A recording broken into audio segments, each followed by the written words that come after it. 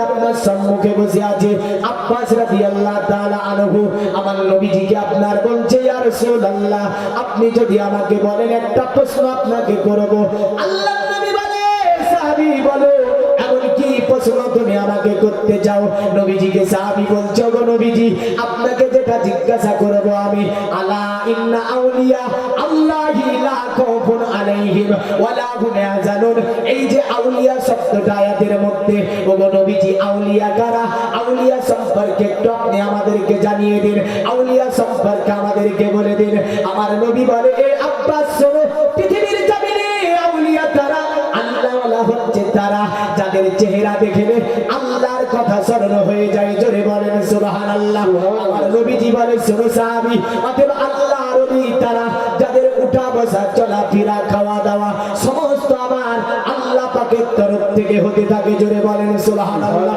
এই দুনিয়ার নবীর মুসলমান পৃথিবীর জমিন থেকে যেমন করে গবেষণা করলো সৌরজগৎকে নিয়ে বিশ্ববিখ্যাত একজন বিজ্ঞানী যার নাম ছিল আপনার কি যার নাম ছিল নীল আর্মস্ট্রং মার্কিন যুক্তরাষ্ট্রের বিজ্ঞানী ছিল গবেষণা করে চাঁদের মাটিতে তিনি যেতে সক্ষম হলেন চাঁদকে তিনি ভ্রমণ করলেন চাঁদকে তিনি দেখে আসলেন সর্বপ্রথম পৃথিবী থেকে গিয়ে সালটা ছিল 1989 খ্রিস্টাব্দে আপনার তিনি চাঁদের মাটিতে 10:56 তিনি পা রেখেছিলেন এমন করে দুনিয়ার জমিনে আল কোরআনের সংস্পর্শে সেই কোরআন বলে ইয়া মাসারাল জিন্নি ওয়াল ইনসি ইত্তাদাতুম আন তানফুজু মিন আকতারিস সামাওয়াতি ওয়াল আরদ ফানফুজু লা তানফুজুনা ইল্লা বিসুলতান নিউলাদ দা ভিঞ্চি বিখ্যাত বিজ্ঞানী তিনি বললেন এ মানুষেরা শুনে রেখে দাও তিনি গবেষণা করে বলল দুনিয়ার জমিনে তোমাদেরকে বাসে এমন করে গাড়িতে এমন করে ট্রেনে আর যাতায়াত করতে হবে না বলে কেন বলে পাখির মতো উড়ে উড়ে আরব যেতে পারবে আমেরিকা পারবে জাপান জার্মান থেকে নিয়ে পৃথিবীর যতগুলো দেশ আছে সব দেশে তোমরা উড়ে উড়ে চলে যেতে পারবে বলে কোথায় পেলে তত্ত্ব বলে মুসলমানদের আল কোরআন বলে জমিনে ঘুরো আসমানের উপরে তোমরা ভ্রমণ করো তার মানে মানুষ একদিন আসমান দিয়ে উড়ে উড়ে যেতে পারবে জোরে বলেন সুবহানাল্লাহ গবেষণা করে আরেক প্ল্যান তৈরি করে দিল এমন করে পৃথিবীর জমিনে যখন যেটাকে নিয়ে গবেষণা করেছে সেটা পেয়ে গেছে দেখতে পান না এই যে আপনারা মাইক গুলো আগের জামানাতে জলসা হয়েছে ছোট্ট একটা মাইক লাগিয়ে দিয়ে এত লাইটিং গুলো ছিল না ছোট্ট একটা মোমবাতি জ্বালিয়ে দেওয়া হতো তারপরে জলসার কাজ কমপ্লিট করা হতো এমন করে আমরা দেখতে পাই আগের জামানার মানুষ পায়ে হেঁটে বহরমপুর বিভিন্ন জায়গাতে যাতায়াত করেছে এখনকার মানুষ আর পারবে না এগুলো কি থেকে হয়েছে গবেষণা করে হয়েছে এমন করে আপনার আমাদের মানুষের আগুন জ্বালাতো পাথরের সঙ্গে পাথরের ঘর সংগৃহীত দেওয়ার পরে আপনার অগ্নি জ্বালাতো সোলার সঙ্গে সোলার ঘর সংগৃহীত দেওয়ার পরে আপনার অগ্নি জ্বালাতো মানুষ আগুনকে নিয়ে গবেষণা করলো আগুনকে নিজের পকেটের মধ্যে নিয়ে নিল বুঝলেন আমার আল্লাহ বলে দুনিয়ার মানুষ পৃথিবীর জমিনে যখন যেটাকে নিয়ে তুমি গবেষণা করলে সেটাকে পকেটের মধ্যে নিলে সেটা তোমার আয়ত্তের মধ্যে হয়ে গেল আর আমি আল্লাহ বলছি আমাকে নিয়ে যারা গবেষণা করলো আমাকে নিয়ে যে সারা সাধনা করে ফেললো আমাকে নিয়ে দুনিয়ার জমিনে যারা ভাবনা চিন্তা করলো আমি আল্লাহ তার হয়ে যাবে আর সমগ্র পৃথিবীটা ওই ব্যক্তির গোলাম হয়ে যাবে সমগ্র পৃথিবীটা ওই ব্যক্তির কথা শুনবে কারণ আমি আল্লাহ আমাকে নিয়ে গবেষণা করলে আমি আল্লাহ তার হয়ে যাব পৃথিবীতে সবচেয়ে বড় বিজ্ঞানী কারা যারা আল্লাহকে নিয়ে গবেষণা করেছে জোরে বলে সুবহানাল্লাহ কেউ আওয়াজ নিয়ে গবেষণা করলো কেউ আপনার ভ্রমণ নিয়ে গবেষণা করলো কেউ আসমানের উপর উড়া নিয়ে গবেষণা করলো কেউ আগুন নিয়ে গবেষণা করলো কেউ মোবাইল নিয়ে কথা কি করে পৌঁছে যায় গবেষণা করলো কেউ কম্পিউটার নিয়ে গবেষণা করলো বিভিন্ন কিছু নিয়ে গবেষণা করে এই সমস্ত মালপতিগুলি পেয়ে গিয়েছি আর আমার আল্লাহ বলছে বান্দা দুনিয়া থেকে দেখুন তোমরা আমাকে নিয়ে গবেষণা করবে আমি আল্লাহ তোমার হয়ে যাব আর সমগ্র পৃথিবীটা তোমার হয়ে যাবে জোরে বল সুবহানাল্লাহ কারণ আল্লাহকে নিয়ে গবেষণা করা লাগবে না লাগবে না গবেষণা কতটা করেন তো জানা আছে না হ্যাঁ আল্লাহকে নিয়ে কতটা গবেষণা করেন তা জানা আছে এর আগে এখন ওয়াকফ বিল পাস হয়েছে আমরা বলছি জাগো জাগো জাগো মুসলিম জাগো তো এইরকমই হলো বুঝলেন কিরকম ওই নুন হারিয়ে যাওয়া একটা গল্প আছে মানে নুন আসবে না হ্যাঁ নুন বোঝেন লবণ বলে যাবে হ্যাঁ वो यूपी जाकर कह रहा है कि लवंग दीजिए, लवंग दीजिए। तो बोया कि कह रहा है कि बंगाली लवंग, लवंग किया, अरे लवंग दीजिए ना। तो लवंग किया तो पूरा दुकाने लवंग खुजे भाई ना। तो बोले ये देखा रहा है ना कि, तो बोले ये बंगाली नमक का ना, ये लवंग क्या है? हाँ तो जाइए सब दिखे सब भाषा बुझे ना, है ना। আমি ইউপিতে ছিলাম তো খুব জ্বালাতাম লোককে, বুঝলেন, ইউপির লোককে। বাজারে ঢুকলে গিয়ে পিওর বাংলা বলতো, তাহলে বাঙালি ঢুকেছি। আমাকে আসতে দেখলি বলতো হে বাঙালি, এই যে জ্বালিয়ে ঢুকে না, এই শশা দেন তা বলতো ডাইরেক্ট। আমার জবানই বাস। তো ওরা বলে কি খিরা, খিরা খিরা দিকে বললো, বুঝে নে। সাইকেল নিয়ে একদিন বলছে বাতাস ডাল দিজিয়ে, বলে বাঙালি বাতাস কি আরে, मैं कह बातास डाल देना, तो बातास किया, अरे देखना। तो बोले हवा बोलना मंगल, ये बातास भी नहीं समझता है, इसका हवा खाना चाहिए। है? तो जाइए हो एक एक जी का एक भाषा बुझे ना, तो लोग हाँ दोनों बोझे যাক আলহামদুলিল্লাহ। তো যেটা বলতেছিলাম যে এর আগে ওই চায়ের দোকানে বলছিলাম না, হচ্ছিল হঠাৎ করে আমতলায় আসে, আমি আমাকে ফোন করছে বাড়ি থেকে যে এক বস্তা লবণ নিয়ে রাখেন। বলে কেন? বলে লবণ আসা বন্ধ, গ্রামের সব ফুরিয়ে গেছিল। মানে গ্রামের দোকানে আর লবণ নাই, বুঝলেন। তা আমি আমতলা আসি, বাড়ি থেকে আমাকে বলছে ফোন করে এক বস্তা লবণ নিয়ে রাখি। আমি তখন পড়াতাম সারিতলা মাদ্রাসা, হরিয়ারপাড়া থানা। 7 বছর পড়িয়েছি ওখানে। এগুলো সময় দিতে পারি না মাদ্রাসায়, তবুও মাদ্রাসায় যুক্ত আছি দেখে। তো বলছে, আমি ভাবলাম যে তাই যদি হয় নিয়ে এক বস্তা, যেহেতু বলছে ওখানে বাজারে লবণ আছে, এক বস্তা নিয়ে এসে মাদ্রাসা বানিয়ে রাখলাম, যদি পরে কাজে লাগবে। তো আস্তে আস্তে দেখছি তো আবার বিরাট লাইন, বুঝলেন। তো হুড়াহুড়ি করছি। হুড়াহুড়ি কেন? চাল আসা বন্ধ হয়ে যাবে। তো চাল 600 টাকা প্যাকেট ছিল তখন, সেই দিন 1000 টাকা করে প্যাকেট করে গরিব মানুষের ঘাড়ের উপরে পা দিয়ে আমরা দোকান থেকে বের করেছিলাম চালকে, আর গরিবগুলোকে বলেছিলাম তোদের নিতে হবে না, তোরা ফিরে যা। মুসলিম জাগবে, কোথায় যাবে? চরিত্র দেখবেন। কাল চায়ের দোকানে বলবেন, চায়ের দোকানে বলে দেবেন যে শুনলাম নাকি চাল আসা বন্ধ হয়ে যাবে। দেখবেন কি করে কাড়াকাড়ি লাগাবে। হ্যাঁ, আমরা দেখলাম শৈশবে দেখেছিলাম মুসলিমরা গিয়ে একইভাবে কাতার দিয়ে দাঁড়িয়ে।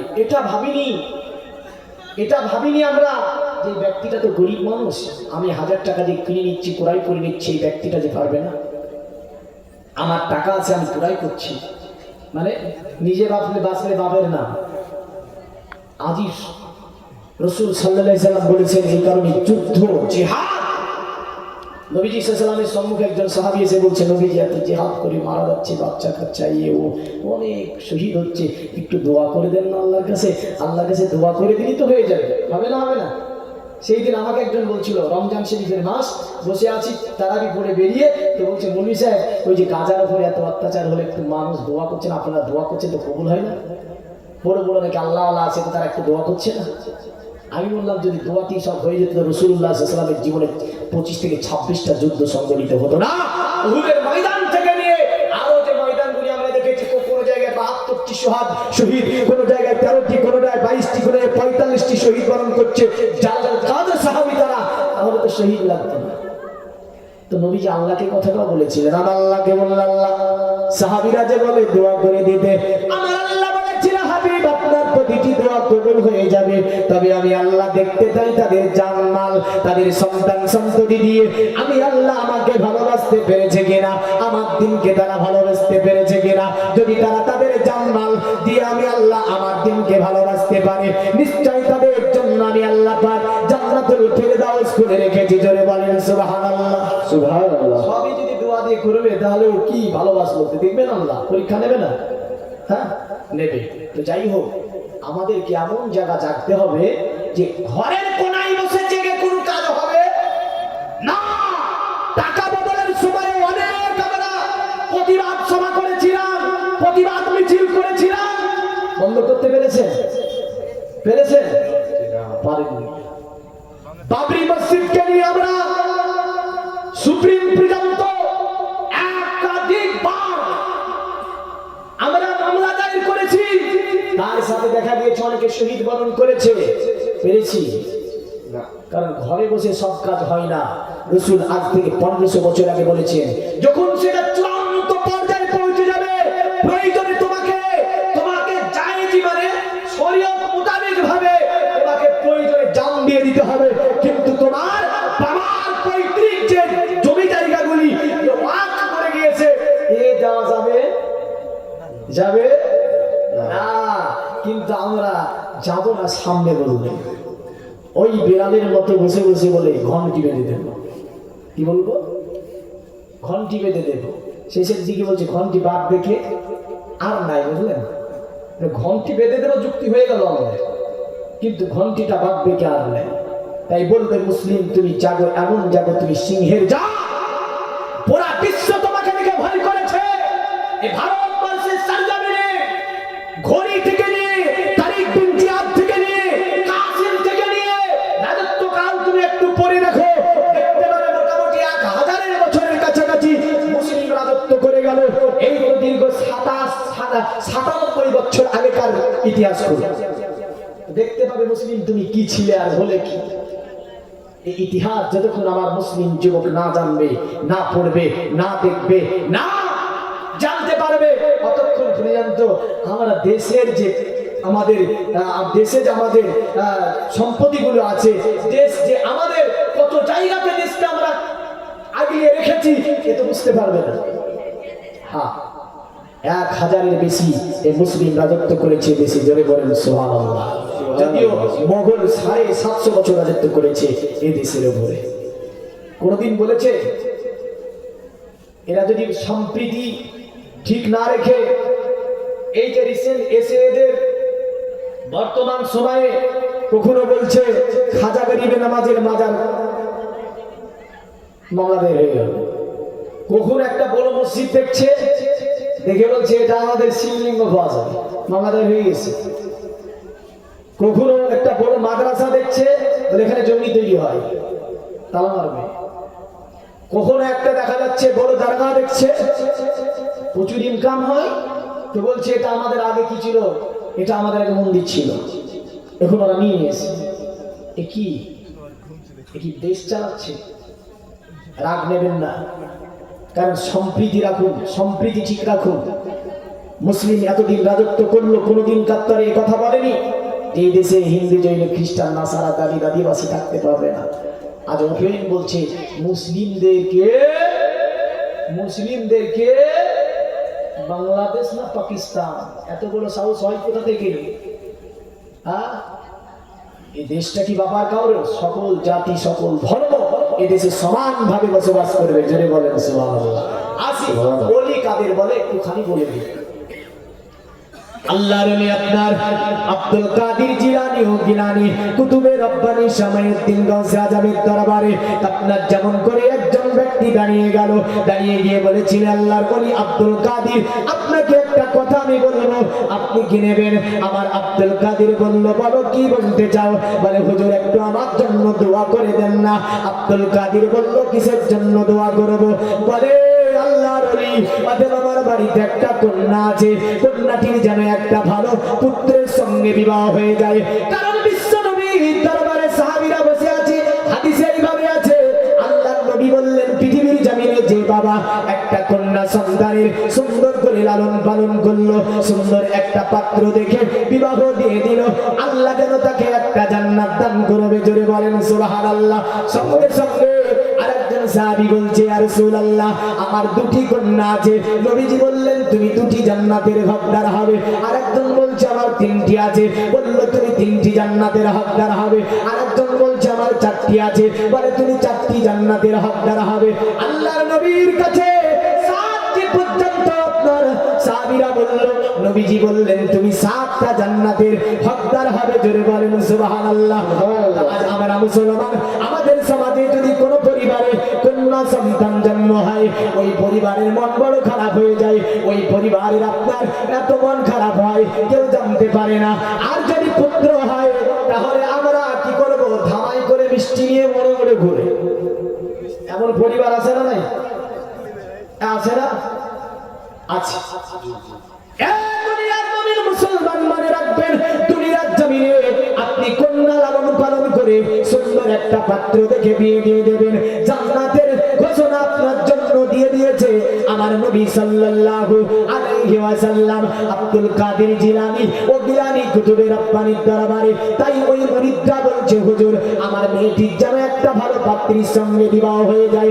আল্লাহর ওলি বলল ঠিক আছে। সঙ্গে সঙ্গে ওখানে আরেকজন বসেছিল, ওকে বলছে তোমার একটা বিবাহী তোমার একটা ছেলে আছে না? বললো হ্যাঁ হুজুর আমার তো ছেলে আছে। বলে ছেলেটা কি বিবাহ দেওয়া যাবে? বলে হ্যাঁ দেওয়া যাবে। বলে তাহলে এর মেয়ের সঙ্গে তোমার ছেলের বিয়েটা দিয়ে দেবে। আল্লাহ হুম্মা সাল্লি আলা সাইয়্যিদিনা মাওলানা ওয়ালা আলি সাইয়্যিদিনা মাওলানা মুহাম্মদ। সঙ্গে সঙ্গে মুরুদ বলল, হুজুর যেহেতু আপনি বলেছেন আপনার দরবারে ছেলে মেয়ে এক্ষুনি হাজির করবো, বিবাহ আপনি পড়িয়ে দেবেন। জোরে বলেন সুবহানাল্লাহ। আমরা হলে দেব? দেব? দেব না। ছেলে জন্ম দিয়েছে, দিয়ে ভাবছে ঘর করে দিয়েছে ও, আর বিয়ে দিতে গিয়ে বলছে তো তোমার জামাই চলে একটা গাড়ি। লজ্জা! লাখো টাকা লাখ লাখ টাকার জমি, লাখ লাখ টাকার বাড়ি তৈরি করে ওই বাড়ির মধ্যে আপনি ওই কয় টাকার জিনিস নিয়ে কেন আপনি কথা শুনবেন? ঘর সাজিয়ে, কি সাজিয়ে? ঘর সাজিয়ে। আর বলে আমরা নবীর দিওয়ানা। কি বলে? আমরা নবীর দিওয়ানা। কি দিওয়ানা? হায় যৌতুক নেবে, কিন্তু আল্লাহ ওয়ালা জিনারা তিনাদের চলাফেরা খাওয়া দাওয়া, মুমিন জিনারা তিনাদের চলাফেরা খাওয়া দাওয়া কেমন হয় জানেন? মুমিন তো তারা যারা বলে আমরা নবীর দিওয়ানা, নামাজ পড়া বাদ দেব না। জোরে বলেন আমরা নবীর দিওয়ানা, যৌতুক টাকা আমরা নেব না। ইনশাআল্লাহ বলেন আমরা নবীর দিওয়ানা, হারামের ধারে যাব না। আমরা নবীর দিওয়ানা, সুদ খাবো না। আমরা নবীর দিওয়ানা, গানা শুনবো না। আমরা নবীর দিওয়ানা, অন্যের মাল হরণ করবো না। আমরা নবীর দিওয়ানা, অন্যকে গালি দেব না। আমরা নবীর দিওয়ানা, অন্যের প্রতি অত্যাচার করবো না। এরাই হচ্ছে নবীর দিওয়ানা। আর যারা বলে আপনার ওই যে গাঁজা খাওয়ার পরে বলে যে আমরা নবীর দিওয়ানা, নামাজ পড়া জানি না, আমরা এমন দিওয়ানা। আমরা নবীর দিওয়ানা, হারাম ছাড়বো না। আমরা নবীর দিওয়ানা, শুধু খাওয়া বন্ধ করবো না।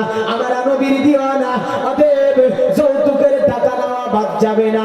আমরা নবীর দিওয়ানা, পরের মাল হরণ করবো, করা ছাড়বো না। এমন আছে না? এমনও কিছু কিছু আছে। মুসলমান আল্লাহর ওলির কথা মোতাবেক আপনার ওই ছেলেটিকে মেয়েটিকে আপনার হাজির করে দেওয়া হলো। হাজির করে দেওয়ার পরে আল্লাহর ওলি আব্দুল কাদের জিলানী ও গিলানী কুতুবে রব্বানি সামাউদ্দিন গাউসে আজম বাগদাদি আলাইহির রাহমাতুর রিদওয়ান তাদের বিবাহকে আপনার পড়িয়ে দিল। পড়িয়ে দেওয়ার পরে বলল, যাও তোমার স্ত্রীকে নিয়ে তুমি বাড়ি চলে যাও। তোমার স্ত্রীকে নিয়ে তুমি বাড়ি চলে যাও। ওই আপনার ছেলেটি স্ত্রীকে নিয়ে বাড়ি চলে গেল।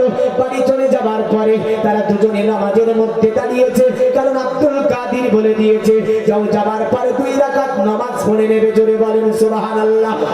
মুসলমান, কিন্তু আমাদের সমাজে এই রীতিনীতি আর জানা নাই।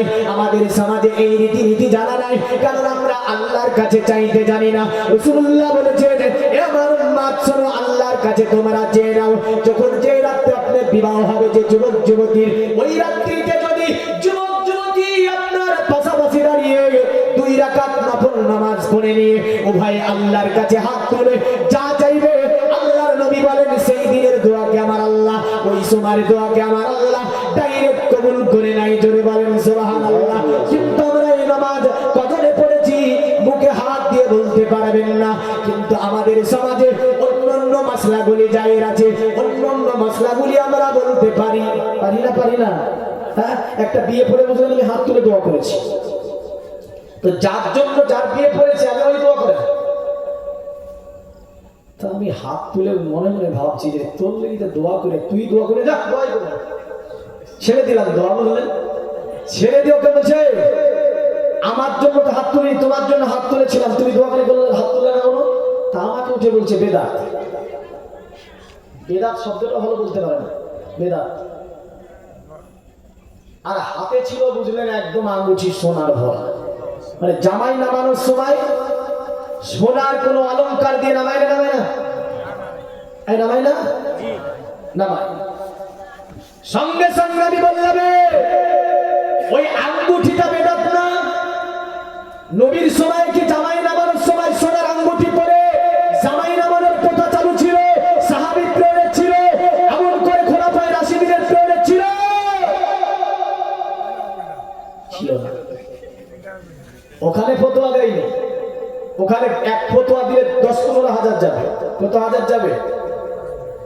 মানে হাতটাকে বাড়িয়ে দিলে 10-15 হাজার আসবে, আর হাতটাকে টেনে নিয়ে যদি বলে এটা নেব না, এটা দিতে হবে না, এটা রেখে দেন আপনি, তাহলে ক হাজার যাবে? 10-15 হাজার যাবে। দেখছে এখানে ফতোয়া দিব না, 10-15 হাজার লস আছে, তো ফতোয়া দিচ্ছে দোয়াতে গিয়ে বসেই ছিল। বললাম যে এটা কি বেদাত না? আর সঙ্গে সঙ্গে চাচা ছিল পাশে, নেট পরাজিত হয়েছে অনেক, ও নেট ফর মাল বললেন। পাশে চাচা বসেছিল, জুতা পরেছিল, জুতা দিয়ে দুটো হাত উঠিয়ে নিয়েছে, মারবো ওকে। বলবি হাত তুলে তুই তুললি না, অপমান এসে আমি ঠেকিয়ে দিলাম যে এখানে যদি জুতা পিটাপিটি লাগে বিয়েটা হেঁটে ক্যান্সেল হয়ে যায়, শেষের দিক দোষী হয়ে যাবো আমি, আমি ঠেকিয়ে দিলাম যাক। হ্যাঁ, তো সমাজের হাল খুব খারাপ, বুঝলেন? তাহলে যেনাদের বিয়ে বাকি আছে একটু বুকে হাত দিয়ে বলেন তো, বিয়ের রাত্রি তো 2 রাকাত নামাজ পড়ে নেবেন? পড়ে নেবেন ইনশাআল্লাহ। ইনশাআল্লাহ। আমি যুবকদের নিয়ে অনেক কথা বলে থাকি, কারণ এগুলো দরকার আছে না? নাই? কারণ চাইতে জানতে হবে আল্লাহর কাছে, চাইতে জানলে আল্লাহ দেবে না? দেবে না? আরে খোদা তোমার ডাকিতে জানি না, ডাকার মতন ডাকিলে খোদা কেন শুনবে না? খোদা তোমার ডাকিতে জানি না, যেমন ডেকে ছিল মুসা নবী, তোর পাহাড়ে গেছে চলি, খোদার নূরে পাহাড় জ্বলে, মুসা জ্বলে না। খোদা তোমার ডাকিতে জানি না, যেমন ডেকে ছিল ইব্রাহিম নবী, নমরুদের আগুনে পড়ি, আগুন হলো ফুল বাগিচা, পশম জ্বলে না। খোদা তোমার ডাকিতে জানি না, ডাকার মতন ডাকিলে খোদা কেন শুনবে না? খোদা তোমার ডাকিতে জানি না, যেমন ডেকে ছিল জাকারিয়া নবী, করাতে তার মাথা চিরি, যেমন ডেকে ছিল ইউনুস নবী, মাছের পেটে পড়লো রই, হুকুম খোদার পড়লো রই, হজম হলো না। খোদা তোমার ডাকিতে জানি না, ডাকার মতন ডাকিলে খোদা কেন শুনবে না? খোদা তোমার ডাকিতে জানি না। আল্লাহুম্মা সাল্লি আলা সাইয়্যিদিনা মাওলানা ওয়া আলা আলি সাইয়্যিদিনা মাওলানা। পৃথিবীর মুমিন মুসলমান, আল্লাহর নবী বলল যাও, যাবার পরে 2 রাকাত নামাজ পড়ে নেবে। আপনার তারা চলে গেল বাসর রজনীতে, দুজনে আপনার 2 রাকাত নামাজ পড়েছে। নামাজ পড়ার পরে মেয়েটি আল্লাহর কাছে হাত তুলে দিয়েছে, যেন অঝাড়া না করে দিয়েছে। এত কান্না করে, স্বামী যেন তার দিকে তাকিয়ে আছে, মেয়েটির যেন কান্না বন্ধ হয় না, যেন আল্লাহর কাছে হাত তুলে একাধারে কান্না করে যায়। স্বামী অপেক্ষায় রয়েছে, স্বামী কিন্তু দেখতে পায় যেন কান্না করছে। 1, 2, 3 ঘন্টা হয়ে গেল, স্বামী অপেক্ষায় রয়েছে। আপনার অতঃপর স্বামী ডাক দিয়ে বলে, এ আমার স্ত্রী, কি ব্যাপার, তোমার কি আমাকে পছন্দ হয় না? আজকে তুমি দোয়াতে রয়েছো, এমন ভাবে 1, 2, 3 ঘন্টা হয়ে গেল একই ভাবে তুমি দোয়াতে রয়েছো। এ আমার স্ত্রী, দোয়াতে আমি নজর করে দেখলাম তুমি যেন এত কান্না করিতেছো। কি হয়েছে এমন তোমার যে তুমি এত কান্না করছো? তোমার কি আমার পছন্দ হয়নি? স্ত্রী বলেছিল, আমার স্বামী, এমন কথা বলবেন না, কারণ আমাদের বিবাহ পড়িয়েছে আমাদের পীর মুর্শিদ আল্লাহর ওলি আব্দুল কাদের জিলানী ও গিলানী কুতুবে রব্বানী শাহ মঈনুদ্দিন গাউসে আজম বাগদাদী আলাইহির রাহমাতুর রিদওয়ান। এ আমার স্বামী, আপনাকে আমার পছন্দ হয় না এমনটা নয়। স্বামী বলল, আমার স্ত্রী, তাহলে তুমি এমন করে কেন কান্না করো? এমন করে কেন তুমি কান্না করো? বলছে, আমার স্বামী শুনুন, আমি এই কারণেই কান্না করি, দুনিয়ার জমিনে আমি হচ্ছে একজন কোরআনের হাফিজা। দুনিয়াতে আমি যখন জোহরের নামাজ পড়তাম, আল্লাহকে বলতাম, আল্লাহ, আমি যেমন একজন কোরআনের হাফিজা, দুনিয়ার জমিনে যাতে করে আমার একজন হাফিজের সঙ্গে বিবাহ হয়। আমি আসরের নামাজ পড়ে একই দোয়া করতাম। ওগো আমার স্বামী, শুধু তাই নয়, তাহাজ্জুদের নামাজ পড়ে আল্লাহর কাছে কেঁদে কেঁদে কেঁদে বলতাম, ওগো আমার আল্লাহ, দুনিয়ার জমিনে যেমন আমি একজন কোরআনের হাফিজা, দুনিয়াতে যাতে করে আমার একজন হাফিজের সঙ্গে বিবাহ হয়। কিন্তু আমার স্বামী, তুমি তো হাফেজ নাও, এই কারণে আমি কাঁদছি। তাহলে আমার কি জোহরের নামাজ কবুল হয়নি, আসরের নামাজ কবুল হয়নি, তাহাজ্জুদের নামাজ কবুল হয়নি? যদি কবুল হতো, নিশ্চয় আমার বিবাহ কোন হাফিজের সঙ্গে হতো। সুবহানাল্লাহ, সুবহানাল্লাহ। তো ধার্মিকা দেখেছেন যে কান্না করছে, নামাজ কবুল হয়েছে কি হয়নি বলে, নামাজ হয়েছে কি হয়নি বলে। আর আমাদের যে কটা মুসল্লি আছে তার মধ্যে আবার 14 কোম্পানির মাল। কয় কোম্পানি? দাদু দাদুদের সময় তাকালে মনে হতো যে লাইন ঠিকই আছে, আর এখন তাকালে কে বাজছে, আর কে বলছে নাকি কে এখানে, কে এখানে? তো সামনে থেকে তাকালে একটা ঢালের হুই লাগবে, এই লাগবে না, লাগবে না? একই কাতারে কয় কোম্পানির মাল দাঁড়িয়েছে দেখেছেন? হ্যাঁ, অনেকগুলো কোম্পানি দাঁড়িয়ে গিয়েছে। কিন্তু দাদুদের সময় যদি এত আমিন ছিল না, কিন্তু তারা এক কোম্পানির মাল ছিল। জোরে বলেন সুবহানাল্লাহ। আর এক কোম্পানির মাল হলে কাজ ভালো হয় না, হ্যাঁ। আর 14 কোম্পানির হলে এখন একটা ছাপ ঢালাই দিচ্ছে না। 1 বস্তা নিলেন দুর্গাপুর, 1 বস্তা নিলেন লাফা, 1 বস্তা নিলেন লাফা কংক্রিট, 1 বস্তা নিলেন ডালমিয়া, এমন করে যত সিমেন্ট আছে সবগুলো 1 বস্তা 1 বস্তা করে নিয়ে একদম মিশিয়ে যদি ছাদে ঢালেন তো ভূষণ ধাসন লাগাবে। হ্যাঁ, লাফা বলবে আমার শক্তি বেশি, আর লাফা কংক্রিট বলবে আমার চেয়ে কিন্তু বেশি। হ্যাঁ, দুর্গাপুর ডালমিয়াকে বলবে এই আমার শক্তি বেশি, আর ডালমিয়া বলবে না আমার শক্তি বেশি, আমি নতুন কোম্পানির মাল আছে, ক্যালসিয়াম বেশি দিয়েছে আমাকে। হ্যাঁ, একদম লাগিয়ে শেষ পর্যন্ত কি হবে? শেষ পর্যন্ত ছাদটার কাজই শেষ, বুঝলেন? ছাদটা ফেলে গেছে দেখছি। হ্যাঁ, মানে সিমেন্টে ঢুসম লাগিয়ে ছাদটা শেষ। তো ওই 14 কোম্পানির মাল হয়ে ইসলামকে নিম্নমুখী করেছে, ঠিক না বলুন? ইসলামের 12 বাজিয়ে দিয়েছে। হ্যাঁ, তাহলে বোঝা যাচ্ছে সাহাবীরা এক কোম্পানি ছিল, আমাদেরকে একই কোম্পানিতে দাঁড়িয়ে থাকতে হবে, কিন্তু তা তো আর নাই। হ্যাঁ, দাঁড়িয়ে থাকতে থাকবে বাবা, হাত দুর্বল থাকলে আবার বুঝলেন বিপদ। হাত দুর্বল থাকলে নতুন মাল কোথা থেকে আসছে এসে দাঁড়িয়ে থাকবে, আমি হঠাৎ করে একটা নতুন মসজিদে যদি জোরে দুটি ছেলে দিয়ে জোরে আমিন বলে তো শ্বাসের মাথা চিপচিপ উঠবে না, উঠবে না? হ্যাঁ, এই বাবা কি হলো রে, এত জোরে বললো? প্রতিটা গ্রামে কয়েক কটা করে এসে গিয়েছে। এর আগে আমাদের দেশে এসেছিল একটা কোম্পানি, দেখেছিলেন রোজভ্যালি? এই রোজভ্যালি ছিলেন না? রোজভ্যালি বলেছিল যে আমার মাল রাখো, টাকা রাখো, 6 মাসে ডবল দিয়ে দেবো। তো বুঝলেন, লাট কাটা পাট কাটা থেকে নিয়ে যা ছিল টাকা আমাদের, সবগুলো নিয়ে যে যা 30, 40, 50, 1 লাখ করে রেখে দিলাম, মানে বড় লাভ আছে। শেষের দিকে দেখছে চিটার সব টাকা নিয়ে পালিয়ে গেল।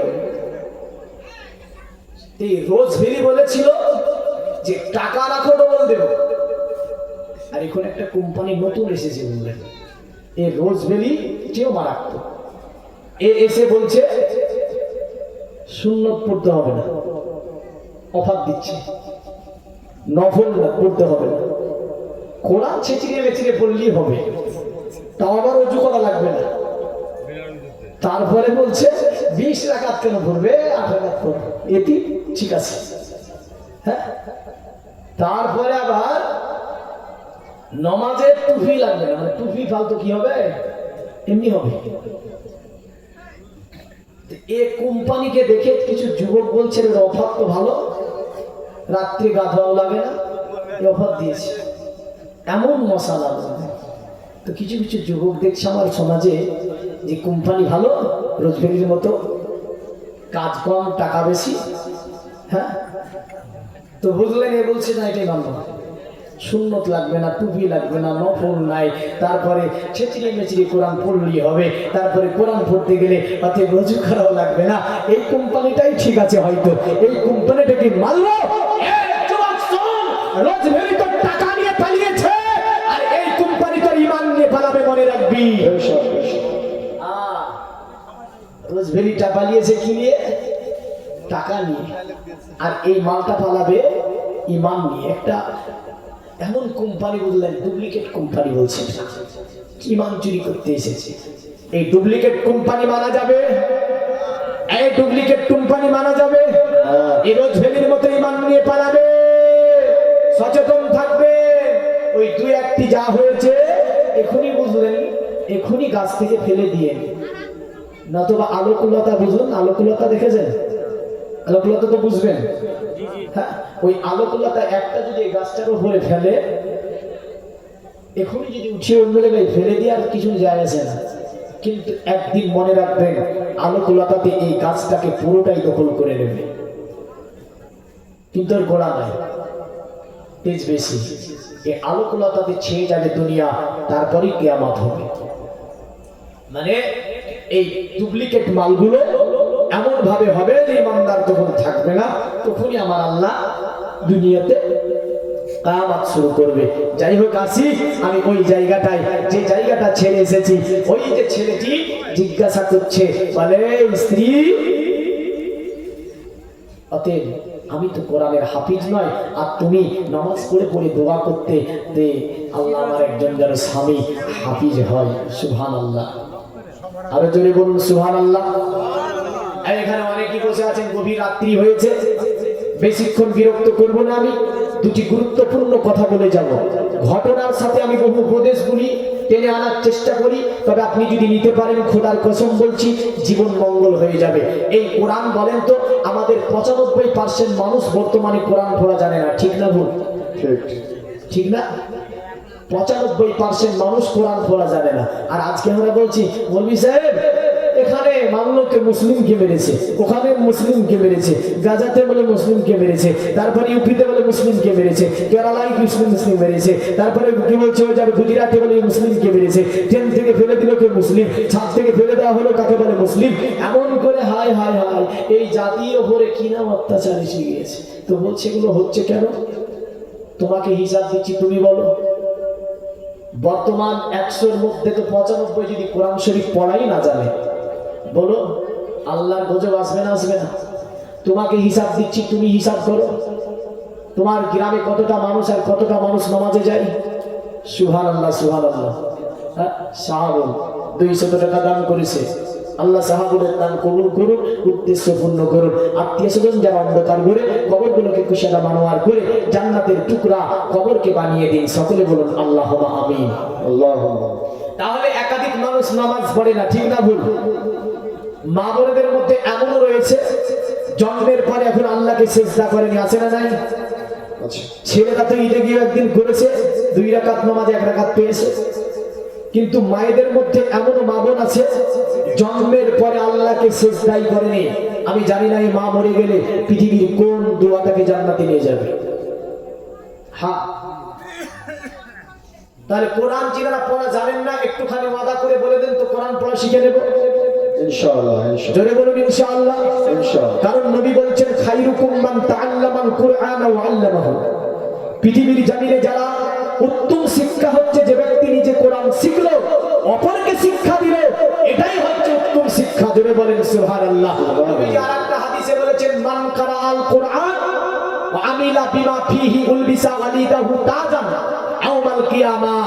আল্লাহ নবী সাল্লাল্লাহু আলাইহি ওয়াসাল্লাম বলছেন যে ব্যক্তি দুনিয়াতে কোরআন পড়লো ওর প্রতি আমল করলো, আল্লাহ তার বাপ এবং মাকে কিয়ামতের দিন তাজ পরিধান করে আল্লাহ উঠাবে। জোরে বলেন সুবহানাল্লাহ।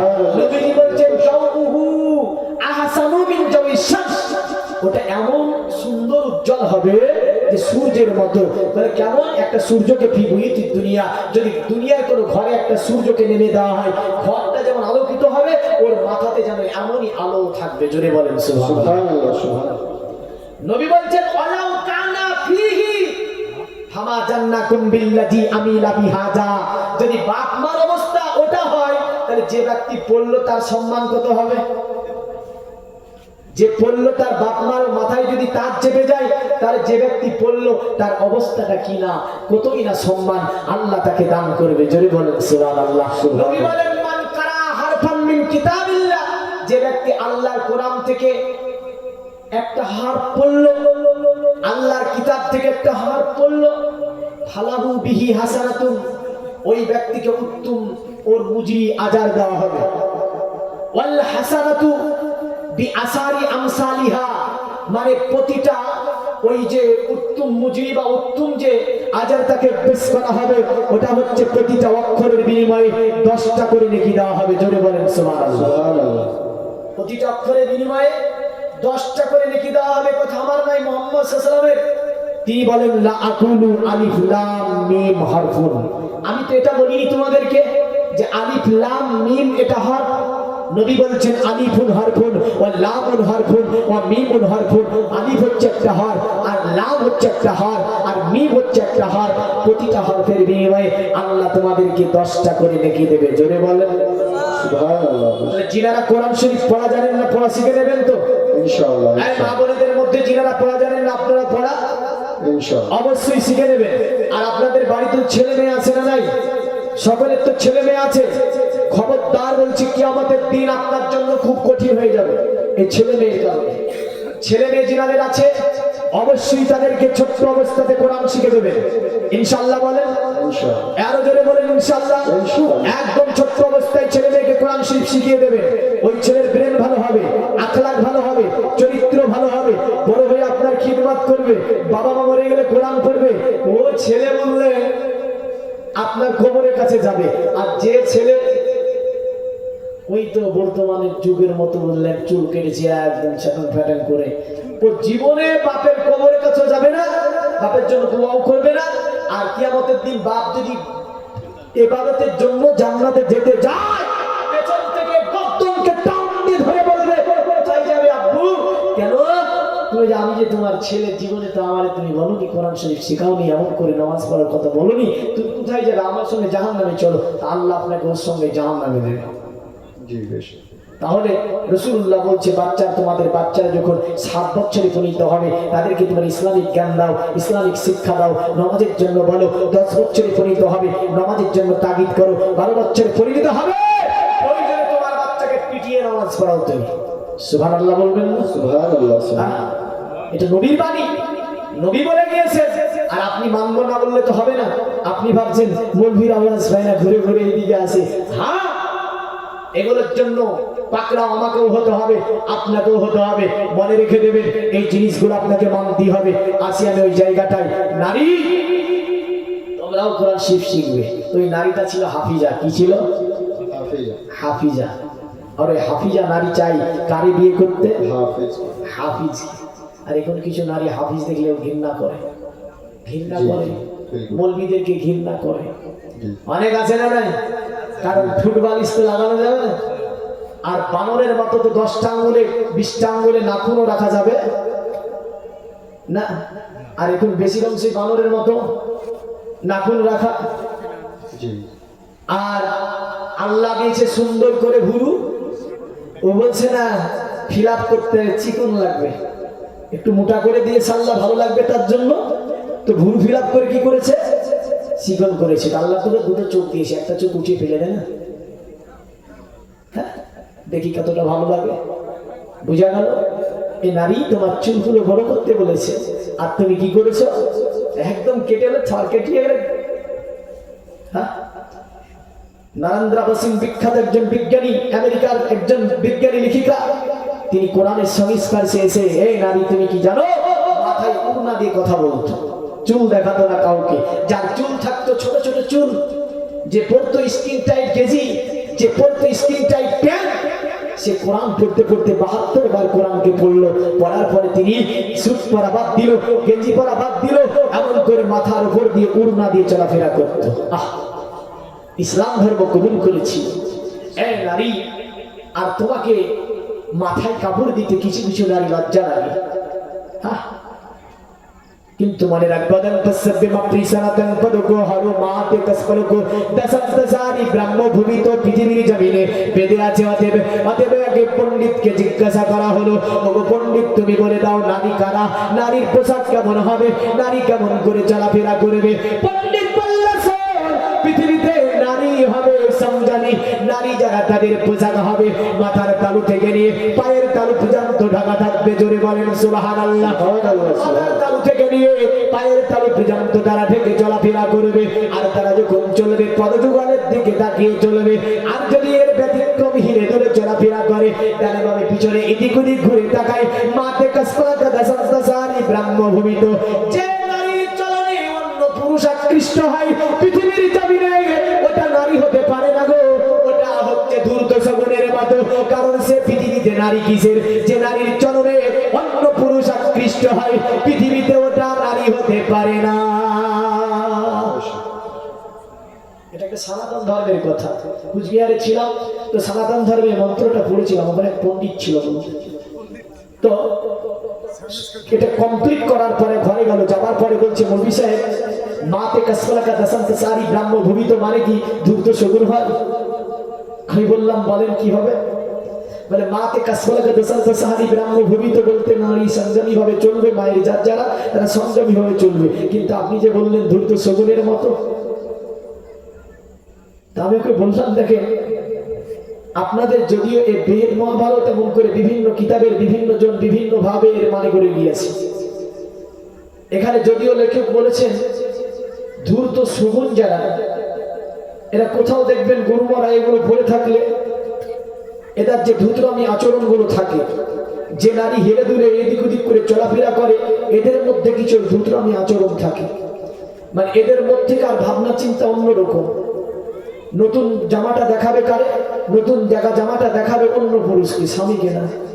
হ্যাঁ, আর রাসূল বলছে নতুন পোশাকটা পরিধান করে এই নারী তুমি স্বামীকে দেখাও। জোরে বলেন সুবহানাল্লাহ। স্বামী বড় কেরালায় কাজ করে দেখা যাচ্ছে আপনার 80-90 হাজার টাকা দিয়ে একটা ভালো হার তৈরি করে দিয়েছে। তা হারটা দেখাবে কারে, পরে কাকে দেখাবে? স্বামীকে না বাজারে? নবীজি বলছে স্বামীকে দেখাতে হবে, বাজারে নয়। জোরে বলেন সুবহানাল্লাহ। ওই হারটা পরিধান করে কারে দেখাবে? স্বামীকে দেখাবে। স্বামী আপনার বাইরে কাজ করে সুন্দর একটা দুল তৈরি করে দিয়েছে, তে বাড়িতে এসে দুলটাকে খুলে বাক্সের মধ্যে রাখে। আর যখন বাজারে যাই দুলটা পড়ে যায়, মানে দুলটা দেখাবে বাজারে। কিন্তু রাসূল বলছে না, দুলটা দেখাতে হবে স্বামীকে। জোরে বলেন সুবহানাল্লাহ। নারী তোমাকে সাজতে করতে রাসূলুল্লাহ বলেছেন, তবে তোমার সাজগুজ হবে স্বামীর জন্য, যাতে স্বামী দেখে তোমাকে দেখে খুশি হয়, স্বামী যাতে করে তোমাকে দেখে শান্তি পায়। এটাই হচ্ছে শরীয়ত, এটাই হচ্ছে ইসলাম, এটাই রাসূলুল্লাহ দেওয়া বিধান, এটাই তোমাকে মানতে হবে। জোরে বলেন সুবহানাল্লাহ। এই বাইরে যেতে পারা যাবে না। সনাতন ধর্ম আছে যে নারী পর্দা করতে হবে। ইসলাম শুধু বলেছে নারী পর্দা করতে হবে তা নয়, পৃথিবীর যত ধর্মগ্রন্থ আছে কোন ধর্মগ্রন্থতে নারী তোমাকে ওইভাবে অবাধ্যভাবে ঘোরাফেরা করা নারী তোমার জন্য কোনো পণ্ডিত মনোঋষি জ্যোতিষী জ্ঞানীগুণী সাধক জ্ঞানী কেউ বলতে পারে নিজ নারী তুমি খোলামেলা ভাবে চলাফেরা করতে পারবে। আসিবা বহু কথা জেরিয়ে দিয়ে যাচ্ছি, তবে ওই যে নারীটা ছিল কোরআনের হাফিজা, কি ছিল? হাফিজা, কোরআনের হাফিজা। তো স্বামী বুঝলেন, বলছে স্ত্রী আমি তো কোরআন পড়া জানি না। ঠিক আছে, স্ত্রীকে বলছে আমার স্ত্রী ঠিক আছে আমি চলে গেলাম। তাহলে বলে কোথায় যাবে গো স্বামী? বলে তুমি যে কান্না করছো অতএব আমি তোমার কাছে আর আসবো না গো। এ আমার স্ত্রী আমি চলে গেলাম মাদ্রাসায়, মাদ্রাসায় গিয়ে পড়াশোনা করবো, কোরআনের হাফিজ হব, অতঃপর তোমার কাছে আমি ফিরে আসবো। যতদিন হাফিজ না হব আমি তোমার কাছে আসবো না। সুবহানাল্লাহ, সুবহানাল্লাহ। মুসলমান ওই স্বামী বুঝলেন, তিনি সে ঘর থেকে বেরিয়ে গেল। স্ত্রী পেছন থেকে ডাক দেয়, এ আমার স্বামী, কারণ একজন হাফিজ হতে গেলে 3টি বছর কমসে কম লেগে যাবে। আমি আপনার সঙ্গে গতকাল বিবাহ হলো, আপনাকে ভালো করে দেখলাম না, আপনি আমারে ভালো করে দেখলেন না, আর আপনি এমন করে বেরিয়ে যাবেন না। স্বামী কিন্তু জিদ করে নিয়েছে, বলে না গো আমার স্ত্রী, অতএব আমি চলে গেলাম, কোরআনের হাফিজ না হওয়া পর্যন্ত আমি তোমার কাছে আর ফিরে আসবো না। এইবারে তিনি একদম দৌড় দিয়ে দিলেন আল্লাহর ওলি আব্দুল কাদের জিলানী ও গিলানী কুতুবে রব্বানী সামাইউদ্দিন গৌসে আজম বাগদাদী আলাইহির রাহমাতুর দিওয়ানের দরবারে। আল্লাহর ওলি ফজরের নামাজ পড়েছে। আপনার ওই সময়তে এই যুবকটা যাবার পরে ফজরের নামাজে শামিল হয়ে গেল। ফজরের নামাজ কমপ্লিট হলো, যুবকটা একদম পিছনে ছিল বুঝলেন, দাঁড়িয়ে গেল। দাঁড়িয়ে যাবার পরে বলছে, এ আল্লাহর ওলি, আপনি তো আমাকে বড় বিপদের মধ্যে ফেলে দিয়েছেন। আল্লাহর ওলি আব্দুল কাদের বলল, কেন, এমন কি বিপদে ফেলে দিয়েছি?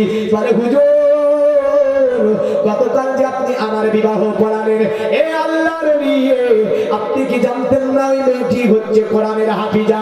সে আজকে রাত্রিতে বাসুর রজনীতে আমরা 2 রাকাত নামাজ পড়ার পরে এত কান্না করে, 1 ঘন্টা 2 ঘন্টা 3 ঘন্টা অপেক্ষা করার পরে ঘর থেকে বেরিয়ে এসেছি। আল্লাহর ওলি আব্দুল কাদের বলল, কেন, এমন কি ঘটেছে? বলে হুজুর, ওদের সে কিভাবে কান্না করেছিল, আমি তাকে জিজ্ঞাসা করলাম, সে আমাকে উত্তর দিয়েছে, ওদের আমার স্বামী আপনাকে পছন্দ নয়, এটা আমার নয়। কারণ আমি আল্লাহর কাছে দোয়া করে করে বলতাম, আল্লাহ আমি যেমন কোরআন মাজিদের হাফিজা, দুনিয়ার জমিনে একজন হাফিজের সঙ্গে যাতে করে আমার বিবাহ হয়। ও আমার স্বামী, কিন্তু আপনি তো হাফেজ নন, এই কারণে আমি আল্লাহর কাছে কাঁদছি। তাহলে জীবনের দোয়া আল্লাহর কাছে কবুল হয়নি, নামাজ আল্লাহর কাছে কবুল হয়নি, এই কারণে আপনার কাছে আমি ওই দিকে তাকিয়ে কাঁদছি। এবং আল্লাহর ওলি, আমি এই কারণে স্ত্রীকে কথা দিয়ে বের হয়ে এসেছি, যতদিন পর্যন্ত হাফিজ হতে না পারবো ততদিন আমি আমার স্ত্রীর কাছে ফিরে যাব না। জিদ থাকা দরকার আছে না? জি আছে। তাহলে ওই জিদ করেন না, বললেন, হ্যাঁ, যে জিদে আপনাকে ধ্বংসের মুখে ফেলে দেবে, এমন জিদ করেন যা যে জিদে আপনি গন্তব্যস্থলে পৌঁছে যাবে। হ্যাঁ, জিদ 2 প্রকারের আছে, এক মানুষকে ধ্বংসের মুখে ফেলে দেয়, আর এক মানুষকে মানুষের গন্তব্যস্থান পৌঁছিয়ে দেয়। জোরে বলেন সুবহানাল্লাহ। আমাদের ওই জিদটা করতে হবে। তো এই ছেলেটি জিদ করে নিয়েছে যে কোরআনের আমি হাফিজ হব। তো আল্লাহর ওলি আব্দুল কাদের জিলানী ও গিলানী কুতুবে রব্বানী সামাইউদ্দিন গৌসে আজম বলছে, ঠিক আছে, আমার বাগদাদ শরীফের মাদ্রাসায় তুমি পড়াশোনা করো, তোমাকে আমি অল্প দিনে হাফিজ বানিয়ে দেব। সুবহানাল্লাহ, সুবহানাল্লাহ। বলে হুজুর কতদিন লাগবে? কতদিন লাগবে? আল্লাহর ওলি বলল, তোমার ব্রেনের উপর ডিপেন্ড করে ওটা। ব্রেন ভালো হলে অতি তাড়াতাড়ি হবে, আর যদি ব্রেন ভালো না হয় তাহলে দেরি লাগবে। সুবহানাল্লাহ। দেখেন 500 টাকা একজন মা দিয়ে গিয়েছে, দামকে আল্লাহ আপনি কবুল ও মঞ্জুর করে নেন, আশা উদ্দেশ্যকে পূর্ণ করুন। আল্লাহ রুজি রোজগারে বরকত দিন, জমিনি বালা আল্লাহ আসমানি জমিনি বালা থেকে আল্লাহ হেফাজত করে রাখুন। এমন করে আরেকজন কি না, আরেকজন সেলিম শেখ মারা গেছে, যোগ্য সন্তান মা বাবা রেখে গিয়েছে।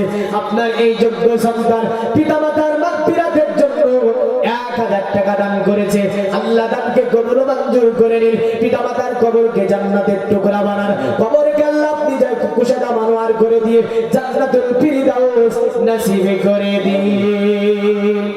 আল্লাহুম্মা আমিন বলেন। আল্লাহ আমিন বলতে পয়সা লাগে না, পয়সা পাওয়া যায়। কই পেলাম বললো না? হ্যাঁ, আল্লাহ আমিন বললে পয়সা পাওয়া যায়। ওই পয়সাতে যদি দুনিয়ার জিলাপি না পাওয়া গেলে জান্নাতে জিলাপি পাওয়া যায়। হ্যাঁ ঠিক বলছি না? এটা হচ্ছে নেকি। জান্নাত যেতে গেলে কি লাগবে? নেকি। কবরে হাসরে পার হতে গেলে নেকি দিয়ে পার হতে হবে।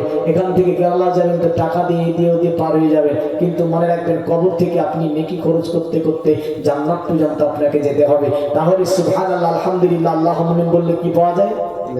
নেকি পাওয়া যায়। নেকি দরকার আছে না নাই? হ্যাঁ, ধার বাকির কাজ করবো না, এমনও ভাবছে অনেক, ধার বাকির কাজ করবো না। মনে রাখেন যেটা ধার থাকে ওই ধারের আজার বেশি হয়। মানে ধার থাকলে আল্লাহ রাব্বুল আলামিন তা আপনাকে দেখা যাবে যে একবার সুবহানাল্লাহ বললে উহুদ পাহাড়ের চেয়েও নাকি বেশি। সুবহানাল্লাহ। একবার আলহামদুলিল্লাহ বললে জমিন আসমানের ফাঁকা জায়গা নেকিতে ভরপুর। জমিন আসমানের ফাঁকা জায়গা নেকিতে ভরপুর হয়ে যায়। পূজা গেল, তাহলে নেকি দিয়ে আমাদেরকে কোথায় যেতে হবে? জান্নাতে যেতে হবে। বাস ঠিক আছে, নেকি দিয়ে জান্নাতে যেতে হবে। আসি ঘটনা শেষ করি। ওই ঘটনা আপনার বললো যে তোমার এর উপর ডিপেন্ড করবে। আল্লাহর ওলি বলল আমার মাদ্রাসায় তুমি 3 বছর পর তোমাকে আমি কোরআনের হাফিজ বানাবো। জোরে বলেন সুবহানাল্লাহ। যুবকটা বলে হুজুর কিছু কি কম করা যায় না, কারণ আমার নতুন স্ত্রী বাড়িতে আছে আর আপনার বাগদাদের মাদ্রাসাতে আমি 3 বছর পড়াশোনা করতে পারবো না। আল্লাহর ওলি বলে না হবে না। যুবক বলে না, অতএব এর চেয়ে কি কিছু একটু কম হবে না? আল্লাহর ওলি বলে এ যুবক, তাহলে তো আমার মাদ্রাসাতে মাত্র 1.5 বছর পড়াশোনা কর, আমি কোরআনের তোকে হাফিজি বানিয়ে দেব। যুবকটা বলছে যেখানে 3 বছর ছিল ওই 3 বছরে 1.5 বছরে যে যিনি করে দিতে পারে তিনি আরো কিছু কম করতে পারবে। জোরে বলেন সুবহানাল্লাহ। চাইতে জানতে হবে, যদি চাইতে জানেন নিশ্চয় পাবেন। আর জানার কৌশল না জানলে কখনোই আপনি পেতে পারেন না, কারণ কৌশল না জানলে আপনি পাবেন না। আমরা সাহাবীদের ব্যাপারেও দেখতে পাই, যেমন করে আপনার কাতাদা রাসূলুল্লাহ দরবারে এসে নবীজিকে বলছে ইয়া রাসূলুল্লাহ আমার চোখের মধ্যে তীর লেগেছে, দয়া করে চোখটাকে আপনি আমার ঠিক করে দিন। আল্লাহর নবী কাতাদার দিকে তাকিয়ে বলেছিল এ কাতাদা, বলো তুমি জান্নাত নেবে নাকি চোখ নেবে? সাহাবী বলেছিল নবীজি আমি জান্নাত নেব, চোখ নেব, কারণ জান্নাত হচ্ছে আল্লাহর রহমতের জিনিস, পরের জগতে আরামের জিনিস, আর চোখ হচ্ছে দুনিয়াতে আমার মূল্যবান একটা সম্পদ। ওগো নবীজি আপনি আমার তরফ থেকে আপনি আমাকে চোখ ফিরিয়ে দিন, আর আপনার তরফ থেকে আপনি আমাকে জান্নাত দান করুন। জোরে বলেন সুবহানাল্লাহ। আমার নবী বলেছিল এ কাতাদা, এমন করে তুমি আমার কাছে চাইলে যে আমি নবীজি তোমার চোখকেও আমি ঠিক করে দেব, আর আমি নবী তোমার জন্য ঘোষণা দিয়ে দিলাম এ কাতাদা তুমি হবে জান্নাতি, এ কাতাদা তুমি হবে জান্নাতি, এ কাতাদা তুমি হবে জান্নাতি। জোরে বলেন সুবহানাল্লাহ। এ দুনিয়ার মুমিন মুসলমান, বলতেছিলাম ওই যে ব্যক্তির কথা, মানে ওই যুবকটার কথা। যুবকটা বলছে হুজুর বাদে আরো কিছু কম করে দেন, আমার নতুন স্ত্রী বাড়িতে থাকবে, আর আমি অঙ্গীকার করেছি যতদিন পর্যন্ত হাফিজ হতে না পারবো ততদিন পর্যন্ত আমি বাড়ি ফিরে যাব না গো। অতএব এ আল্লাহর ওলি দয়া করে আপনি আমার জন্য আরো কিছু কম করিয়ে দিন। আল্লাহর ওলি আব্দুল কাদের বলে এ যুবক শুনবি না? বলে না। আল্লাহর ওলি আব্দুল কাদের বলল ঠিক আছে আমি তোমার জন্য 1 বছর বানিয়ে দিলাম, তোমাকে আমি পুরা কোরআনের হাফিজ 1 বছরে তৈরি করে দেব। জোরে বলেন সুবহানাল্লাহ। ওই আপনার যুবক দেখছে কাজ হবে, যেখানে 3 বছর থেকে 1 বছরে চলে আসতে পারে, ওই ব্যক্তি আরো কিছু কম করতে পারে। জোরে বলেন সুবহানাল্লাহ। পারে না নিশ্চয় পারে। তাই যুবক বলছে হুজুর 365 দিনে একটা মা বছর হবে, আর আমি বলেছি যে আমি কাবিজ না হলে বাড়িতে আমি যাব না। অতএব হুজুর যে ব্যক্তি 3 বছর থেকে কিছু কম করে দিতে পারে। ওগো আল্লাহর ওলি দয়া করে আপনি আরো কিছু কম করিয়ে দিন। আল্লাহর ওলি আব্দুল কাদের জিলানী তিনি বলেন, এ যুবক, না আর কম হবে না, এটাই তোকে মেনে নিতে হবে। যুবক বলে, না আমি মানতে পারবো না। নিশ্চয় আপনি কম করতে পারবেন, নিশ্চয় আপনি কম করতে পারবেন। আল্লাহর ওলি বলে, না এর কম আমি আর করবো না, 1 বছরে তোকে কোরআনের হাফিজ বানিয়ে দেব। যুবকটা বলে, না আমি শুনবো না, কারণ আপনি নিশ্চয় পারবেন আরো কম করে দিতে। আল্লাহর ওলি বলে, শুনবি না? বলে না। আল্লাহর ওলি আব্দুল কাদের বলে, ঠিক আছে, যেহেতু তুই শুনবি না, তাহলে আমার মাদ্রাসায় মাত্র 6টি মাস পড়াশোনা কর, আমি তোকে পুরা কোরআনের হাফিজ বানিয়ে দেব। জোরে বলেন সুবহানাল্লাহ। বলে আল্লাহর ওলি 3 বছর থেকে যে ব্যক্তি 6 মাসে এনে দিতে পারি, ওই ব্যক্তি আরো কিছু কম করে দিতে পারে। দয়া করে আপনি আমার জন্য একটু আরো কম করিয়ে দেবেন। আল্লাহর ওলির কোনো কথাই তো শুনতে চাই না। আল্লাহর ওলি বলেছিল, এ যুবক, আমি তোর তো গতকালকে বিবাহ পড়ানোর পরে দেখছি তুই তো আমার কথা আর শুনবি না। আল্লাহর ওলি বলে, মাত্র 3 মাস আমার মাদ্রাসা বাগদাদে পড়াশোনা কর, আমি আব্দুল কাদের প্রতি মাসে 10 পারা করে কোরআন আমি তোকে মুখস্থ করিয়ে দেব। আল্লাহুম্মা সাল্লি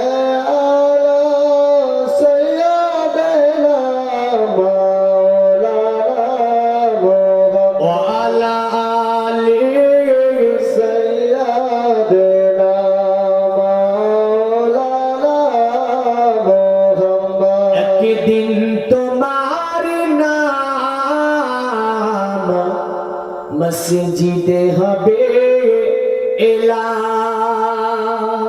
হবে না? হবে না? জি। হ্যাঁ, মরে যাওয়ার পরে বলবে অমুক মারা গিয়েছে, আপনার নাম ঘোষণা করে বলবে, একদিন তোমার নাম মসজিদে হবে এলান। তৈরি থেকো, তৈরি রেখো, খবরে মান সামান, একদিন তোমার নাম মসজিদে হবে এলান। একদিন তোমার নাম মসজিদে হবে এলান। একদিন তোমাকে পরিয়ে কাফন, আত্মীয় স্বজন করবে দাফন, হঠাৎ চলে যাবে আদরের ধন, প্রিয় মা বাবার ভাসিয়ে নয়ন। তৈরি থেকো, তৈরি রেখো, সুন্নতি আমাল মান, একদিন তোমার নাম মসজিদে হবে এলান। একদিন তোমার নাম মসজিদে হবে এলান।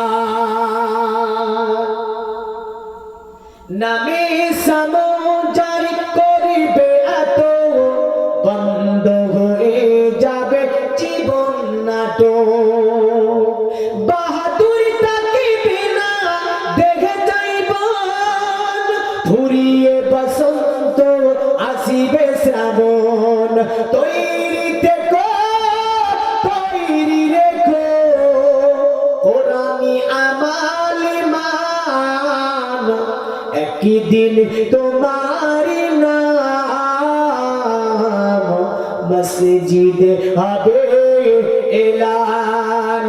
একদিন তোমার নাম মসজিদে হবে এলান। আল্লাহুম্মা সাল্লি আলা সাইয়্যিদিনা মাওলানা মুহাম্মদ ওয়া আলা আলি সাইয়্যিদিনা মাওলানা মুহাম্মদ। এই দুনিয়ার মুমিন মুসলমান যুবকটা বলে, না শুনবো না, 6 মাস নয়, আরো কম করতে হবে। আল্লাহর ওলি বলে না, 6 মাস তুমি আর প্রত্যেক 3 মাস আমার মাদ্রাসায় থাকো, তোমাকে পড়া প্রতিটা মাসে আমি 10 পারা করে কোরআন মুখস্থ করিয়ে দেব। যুবক বলে হুজুর না, অতএব না, অতএব 1 মাসে যে ব্যক্তি 10 পারা মুখস্থ করাতে পারে ও আরো কম করতে পারে। জোরে বলে সুবহানাল্লাহ। আল্লাহর ওলি বলে যুবক শুনবে না, বলে না শুনবো না। আল্লাহর ওলি কি বলছে, যুবক তাহলে মাত্র 3টি দিন থাক। জোরে বলে সুবহানাল্লাহ। 3 বছর থেকে কয়দিন আসলো? 3 দিন। যুবক বলে হুজুর 3 দিনে আপনি প্রতিদিন 10 পারা করে? বলে হ্যাঁ 10 পারা করে। আল্লাহর ওলিকে বলে যে ব্যক্তি 10 পারা মুখস্থ করাতে পারে একদিনে, ও ব্যক্তি সেকেন্ডের মধ্যে কোরআন মুখস্থ করাতে পারে। কারণ তুই বলেছে না কবি, নেগাহে ওয়ালি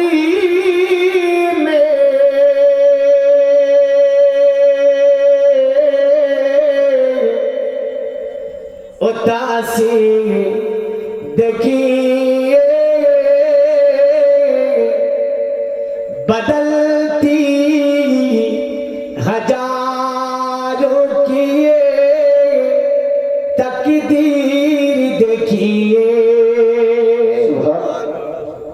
ওলিদের নাজার যদি সত্য করে লেগে যায়, তাকদীর বদলে যাবে।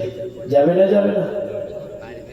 এখানে আল্লাহর ওলি বাতাস পীর, আমি জানি না, যদিও এনার ইতিহাস আমার জানা নেই, কারণ তো রয়েছে, যেহেতু তিনার নাম বাতাস পীর হয়েছে, মানে প্রতিটা নামের পিছনে একটা কারণ বিদ্যমান অবশ্যই রয়েছে। যেমন কোরআনের সূরাগুলি দেখে না, সূরাতুল বাকারা একটা গরুর নামে সূরা, এর একটা কারণ আছে না নাই? সূরা আলে ইমরান মানে একজন হান্না মারিয়ামের পিতা আল ইমরান, ওনার নামে সূরা। সূরাতুন নিসা মায়েদের নামে সূরা। জোরে বলুন সুবহানাল্লাহ। মায়েদের নামে একটা সূরা আছে, সূরায়ে নিসা। নিসা মানে হচ্ছে মেয়েরা, আওরাত, মেয়ে। তারপরে আছে সূরায়ে আনকাবুত, মাকড়সার নামে সূরা। হ্যাঁ, সূরাতুন নামাল, পিপীলিকার নামে সূরা। সূরায়ে মুজাদালা মানে তর্ক বিতর্কর বিষয়ে সূরা। এমন করে প্রতিটা সূরার নামকরণের পিছনে একটা করে কারণ রয়েছে না রয়নি? একটা করে কারণ রয়েছে। 114টা সূরার নামকরণের পিছনে অবশ্যই কারণ আছে। তা এই যে আল্লাহর ওলির নাম, এর মধ্যে একটা নিশ্চয় রহস্য লুকিয়ে আছে। আছে না নাই? আছে। যাই হোক, যেহেতু ওলির দরবারে এসেছি, কিছু তাই ওলিকে নিয়ে আলোচনা করলাম। কারণ যেখানে ওলি প্রেমিক মানুষ আমরা, আল্লাহর ওলিদের আমরা ভালোবাসি, তিনাদের সুহবাতের রাসূলের প্রেম অন্তরে আমাদের রয়েছে। জোরে বলেন সুবহানাল্লাহ। তো বলি, 3 দিনে যে কোরআন মুখস্থ করাতে পারবে ও ব্যক্তি আরো আগে পারবে না? পারবে না? পারবে। আল্লাহর ওলি বাকিবের আল্লাহর ওলি আব্দুল কাদের বলল যুবক হবে না, কারণ তুই নিতে পারবে না। আল্লাহর ওলিকে বলছে না হুজুর, অতএব আপনি নিশ্চয় দেওয়ার প্রক্রিয়া আপনার জানা আছে। সুবহানাল্লাহ, নারায়ে তাকবীর, আল্লাহু আকবার। দেখেছেন কতটা ঘুমাচ্ছে? এই পিছনে ভাইরা আগে এসে তো দোয়া হবে। আর বেশি ওয়াজ করবো না, 1টা বাজতে চললো, দোয়া করবো। আসেন একটু আগে এসে দোয়া করবো। আমি বেশি ওয়াজ করবো ভাবছেন? ওয়াজের যদি আপনাদেরকে ওয়াজ করার জন্য ডাকতাম প্রথমে ডেকে দিতাম, তাই না? তাহলে 1.5 ঘন্টা ওয়াজের পরে ডাকি দেবো না, দোয়া করবো। এবার দোয়ার দিকে আগিয়ে যাব, কারণ রাত্রি হয়েছে অনেক। আসেন একটু করে সামনে এক জায়গায় গুছিয়ে বসেন, দোয়া করে দেবেন ইনশাআল্লাহ। কারণ বেশি শোনার না আমি মানলাম। আজকের ওয়াজে 2টি উপদেশ দিয়েছি আপনাকে। একটার নাম হচ্ছে কোরআন শিক্ষা। ছেলে মেয়েকে আপনি নিজে না জানলে অবশ্যই কোরআন শিখবেন, এই ওয়াদা আপনি করেছেন ইনশাআল্লাহ বলে। আর একটা হচ্ছে যিনারা নামাজ পড়েন না, তিনারা অবশ্যই নামাজ পড়বেন। আল্লাহ হেফাজত করে। দেখেন আর একজন ভাই কিনা, সুবহানাল্লাহ, নারায়ে তাকবীর, আল্লাহু আকবার। এই তাকবীরের ধ্বনিতে বুঝলেন ওয়াকফ বোর্ডের বিল বাতিল হবে না, হবে হবে না। বিল বাতিল করতে গেলে গলা ছিঁড়ে ফেলতে হবে, তবে আর বিল বাতিল হবে। হুঙ্কারে বেঈমান ভয় ভয় জোরে বলুন তো নারায়ে তাকবীর, আল্লাহু আকবার, নারায়ে রিসালাত, ইয়া রাসূলুল্লাহ, দ্বীন ইসলাম জিন্দাবাদ, নারায়ে তাকবীর, সুবহানাল্লাহ। 1000 টাকার দাম জিন্দাবাদ। কে বললো? মা মারা গেছে নাকি? বাবা যোগ্য ছেলে রেখে গিয়েছে, 1000 টাকা বাবার জন্য দান করেছে আল্লাহ। বাবার কবরখানাকে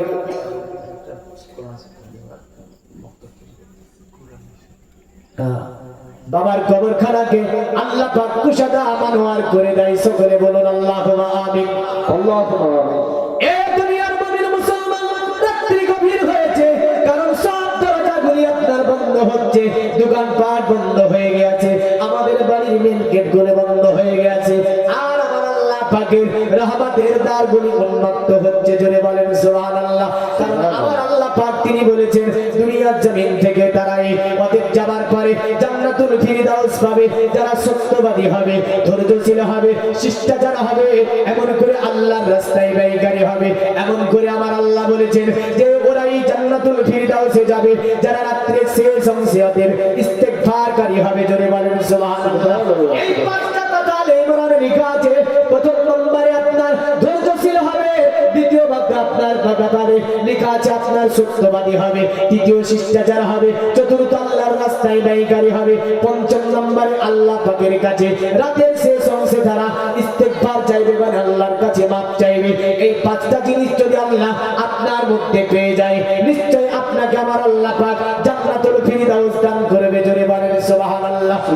যদি এই পাঁচটা জিনিস আপনার মধ্যে না থাকে, আমার আল্লাহ আপনাকে জান্নাত দেবে না গো, আমার আল্লাহ আপনাকে জান্নাতুল ফিরদাউস দেবে না। তার জন্য আপনাকে আমি বলে যাব, এই পাঁচটা জিনিস অবশ্যই মধ্যখানে রাখার চেষ্টা করবেন। এবার আমি আসি আল্লাহর ওলি হযরত আব্দুল কাদের জিলানী ও গিলানী কুতুবে রব্বানী শামাইউদ্দিন গাউসে আজম বলছেন, যুবক 3 দিন থাকতে হবে বলে না, আপনি আমাকে দয়া করে অতএব কোরআনের হাফেজ বানিয়ে দিন। আমার নতুন স্ত্রী বাড়িতে রয়েছে, আর বাড়িতে স্ত্রী রেখে আপনার মাদ্রাসাতে আমি থাকতে পারবো না। এ আল্লাহর ওলি, কারণ স্ত্রীর আমি বাসন রজনী থেকে রাগ করে বেরিয়ে চলে এসেছি। যতদিন কোরআনের হাফেজ না হব, ততদিন স্ত্রীর সম্মুখে আমি যেতে পারবো না, স্ত্রীর সম্মুখে আমি যাব না। আল্লাহর ওলি বলে, এ যুবক, এ যুবক, এমন করে তো হবে না, 3 দিন থাকতেই হবে। বলে না, এ আল্লাহর ওলি আব্দুল কাদের, আমার মনে শত বিশ্বাস আছে আপনি পেরে যাবেন কিনা।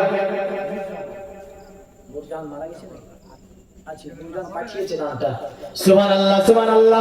200 টাকা নূর জাহান্নামে দান পাঠিয়ে দিয়েছে আল্লাহ। এই দানকে আপনি কবুল মঞ্জুর করুন, আশা উদ্দেশ্য পূর্ণ করুন। দুনিয়াবি মুসিবত দুনিয়ায় দাফন করে দিন, আসমানি বালাকা আসমানে উঠিয়ে দিন। দুনিয়ার জমিন আল্লাহ ইসলামের চাদরে শান্তিময় জীবন যাপনের তৌফিক দিন। সকলে বলুন আল্লাহুম্মা আমিন।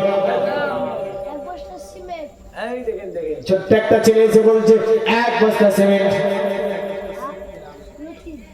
আব্দুল লতিফ, লতিফ বলতে হয় না, দিগিরধার আব্দুল লতিফ 1 বস্তা সিমেন্ট দান করেছে।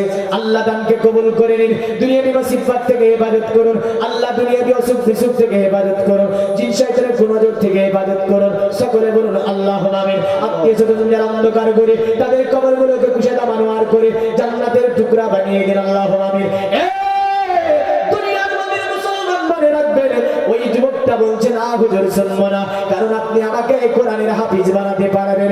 আল্লাহ বলে, যুবক শুনবি না? বলে না। সঙ্গে সঙ্গে বললে, যুবক শুনে রেখে দে।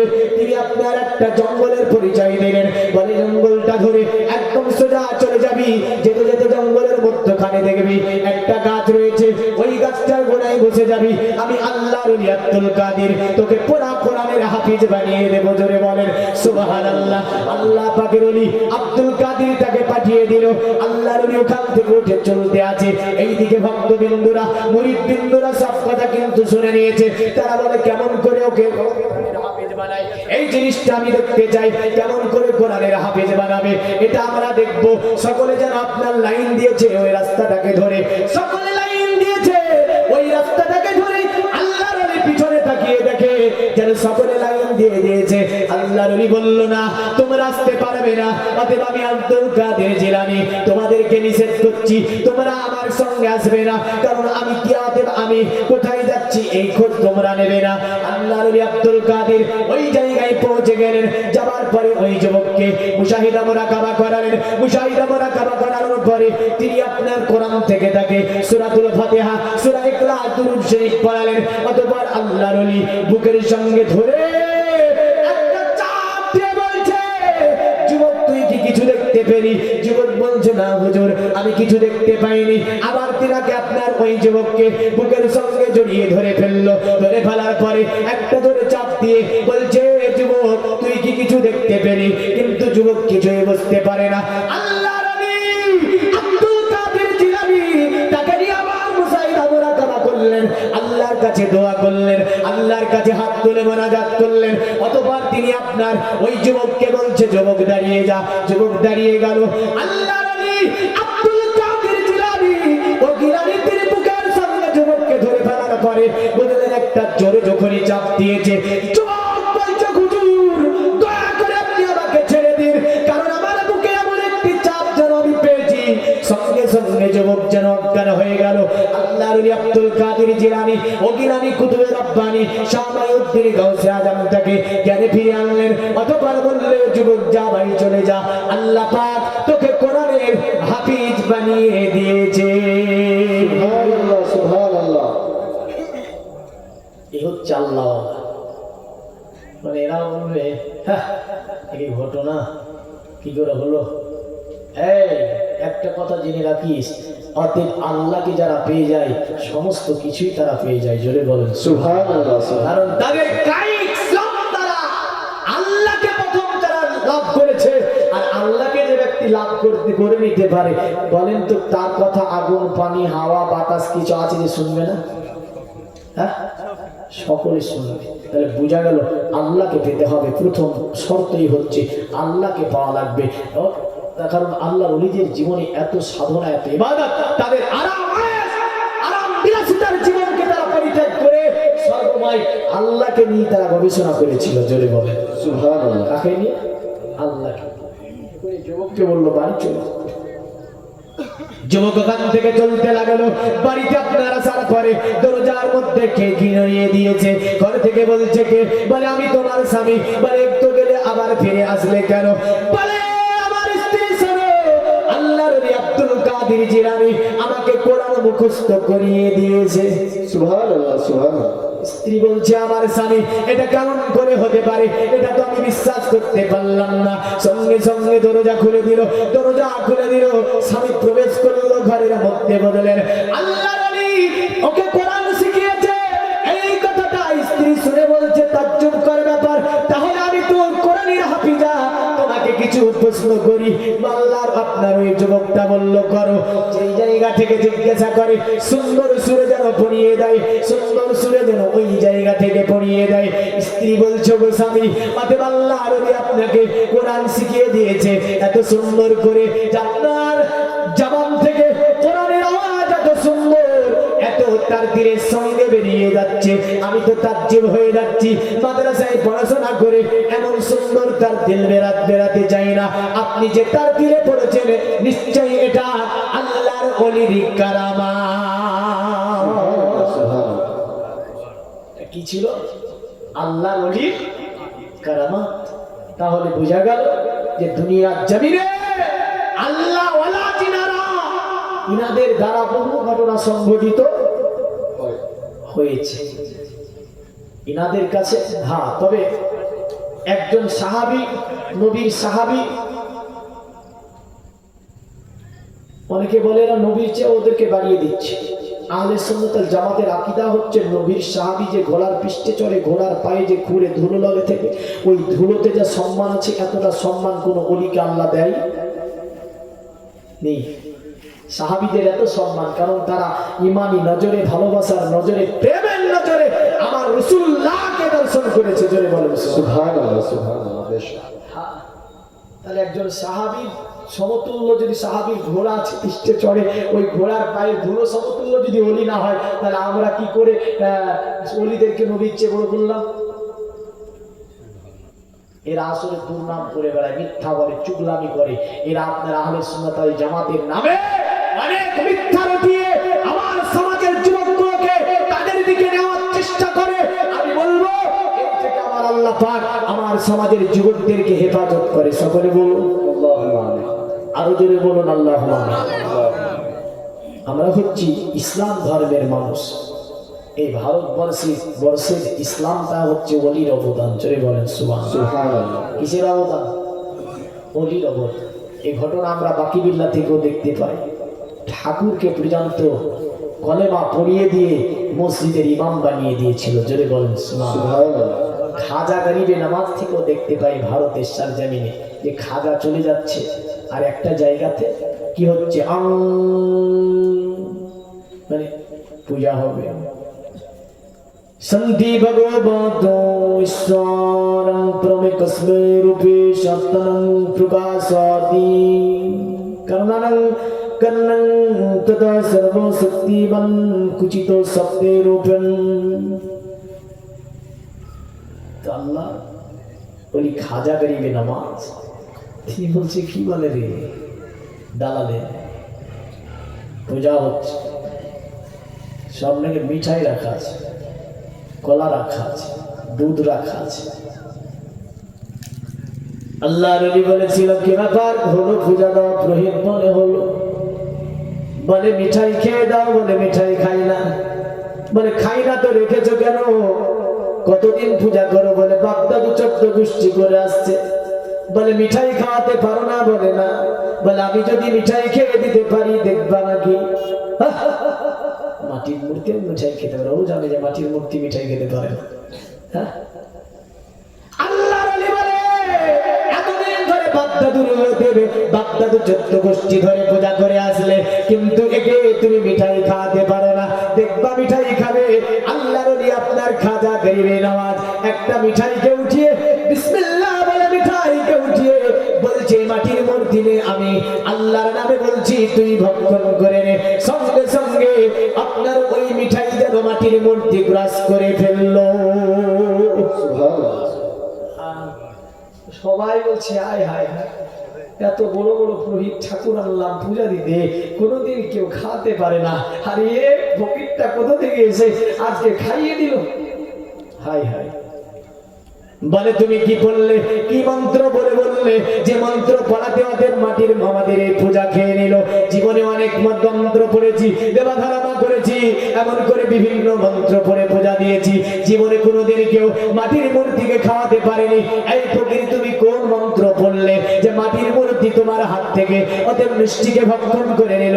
আল্লাহর ওলি বলেছিল আমি যে মন্ত্র পড়েছি ওই মন্ত্র পড়লে এ পূজা ছেড়ে দিতে হবে, কারণ আমি মন্ত্র পড়েছি ওই মন্ত্র, অতএব যে মন্ত্রের মধ্যে অতএব এই জমিনকে যিনি তৈরি করেছেন, আসমানকে যিনি তৈরি করেছেন, পাহাড় পর্বত নদী নালাকে যিনি তৈরি করেছেন, এমন করে যিনি সমগ্র সৃষ্টি যাহাকে তৈরি করেছেন, ওই আল্লাহকে মেনে উনার মন্ত্র আমি পড়ে দিয়েছি, তাই তো মাটির মূর্তি পর্যন্ত মিঠাই ভক্ষণ করেছে। তারা বলল তাই নাকি? বলে হ্যাঁ। আল্লাহর ওলি খাজা গরিবে নওয়াজ বলল যদি তোমরা এই মন্ত্র পড়ো, নিশ্চয় তোমরা যদি ওই জায়গায় যেতে পারো, তোমাদেরও কথা নিশ্চয় আল্লাহ শুনবে। আর আল্লাহ যদি কথা শুনে নাই, পৃথিবীর সব জিনিস তোমার কথা শুনবে। জোরে বলেন সুবহানাল্লাহ। তারা এক জায়গায় বসে ফকিরকে দেখে তাজ্জব হয়ে গেল। তাজ্জব হয়ে যাবার পরে বলে মন্ত্র পড়বো। জীবনে অনেক মনোবিশি জ্যোতিষীর মন্ত্র পড়েছি, কিন্তু ফকির গো এমন কোন মন্ত্র তুমি বলবে একটুখানি বলো তো দেখি। আল্লাহর ওলি খাজা গরিবে নওয়াজ বলেছিল এইভাবে পড়া হবে না, গোসল করতে হবে, পবিত্র হতে হবে, অতঃপর তোমাকে পড়তে হবে। কারণ ইসলামের প্রথম হাতিয়ার হচ্ছে আত্মুরুসুবাতুমিনাল ঈমান, কারণ আপনাকে পবিত্র থাকতে হবে। পবিত্র হচ্ছে ইসলামের একটা অঙ্গ। আমার সমাজে অনেক মানুষ আছে যারা মুসলিম, অথচ প্রসাব করে পানি কুলুপ ব্যবহার করে না, আর আপনার দ্বারা বুক ফুলিয়ে চলে। তারা ভাবে এইরকম জওয়ানি, এইরকম রক্তের তেজ, এইরকম অহংকার গৌরব থেকে সর্বময় থেকে যাবে। মনে রাখিস যুবক, কখনো এই অহংকার এই গৌরব থেকে এমন করে এই রক্ত তেজ থাকবে না। রাসূলুল্লাহ বলেছেন যে ব্যক্তি প্রসাব করে কুলুপ বা পানি ব্যবহার করে না, ও যদি মারা যায় পৃথিবীর কোনো দোয়া তাকে জান্নাতে নিয়ে যেতে পারবে না। কারণ এই মর্মে বুখারী মুসলিমে ডাইরেক্ট হাদিস আছে। আল্লাহর নবী বলেন একটা এখানে কবরে আযাব হচ্ছে, হচ্ছে। আল্লাহ নবীকে বলল কি কারণে আযাব হচ্ছে? বলে প্রসাব ফেরার সময়, প্রসাব করার সময় ওদের চিৎকারি সাবধানতা অবলম্বন করতো না, এই কারণে একটা কবরে আযাব হচ্ছে। বলেন তো যদি আপনার সাবধানতা অবলম্বন না করার কারণে কবরের মধ্যে আযাব হয়, আপনি আমি যদি পৃথিবীর জমিনে প্রসাব করার পরে পানি বা গোলক ব্যবহার না করি, বলেন ওই অবস্থায় মারা গেলে পৃথিবীর কোন দোয়া কি আমাদের জন্য কাজে লাগবে? লাগবে? তাহলে আমাদেরকে পবিত্র হতে হবে না, হবে না? পবিত্র হতে হবে।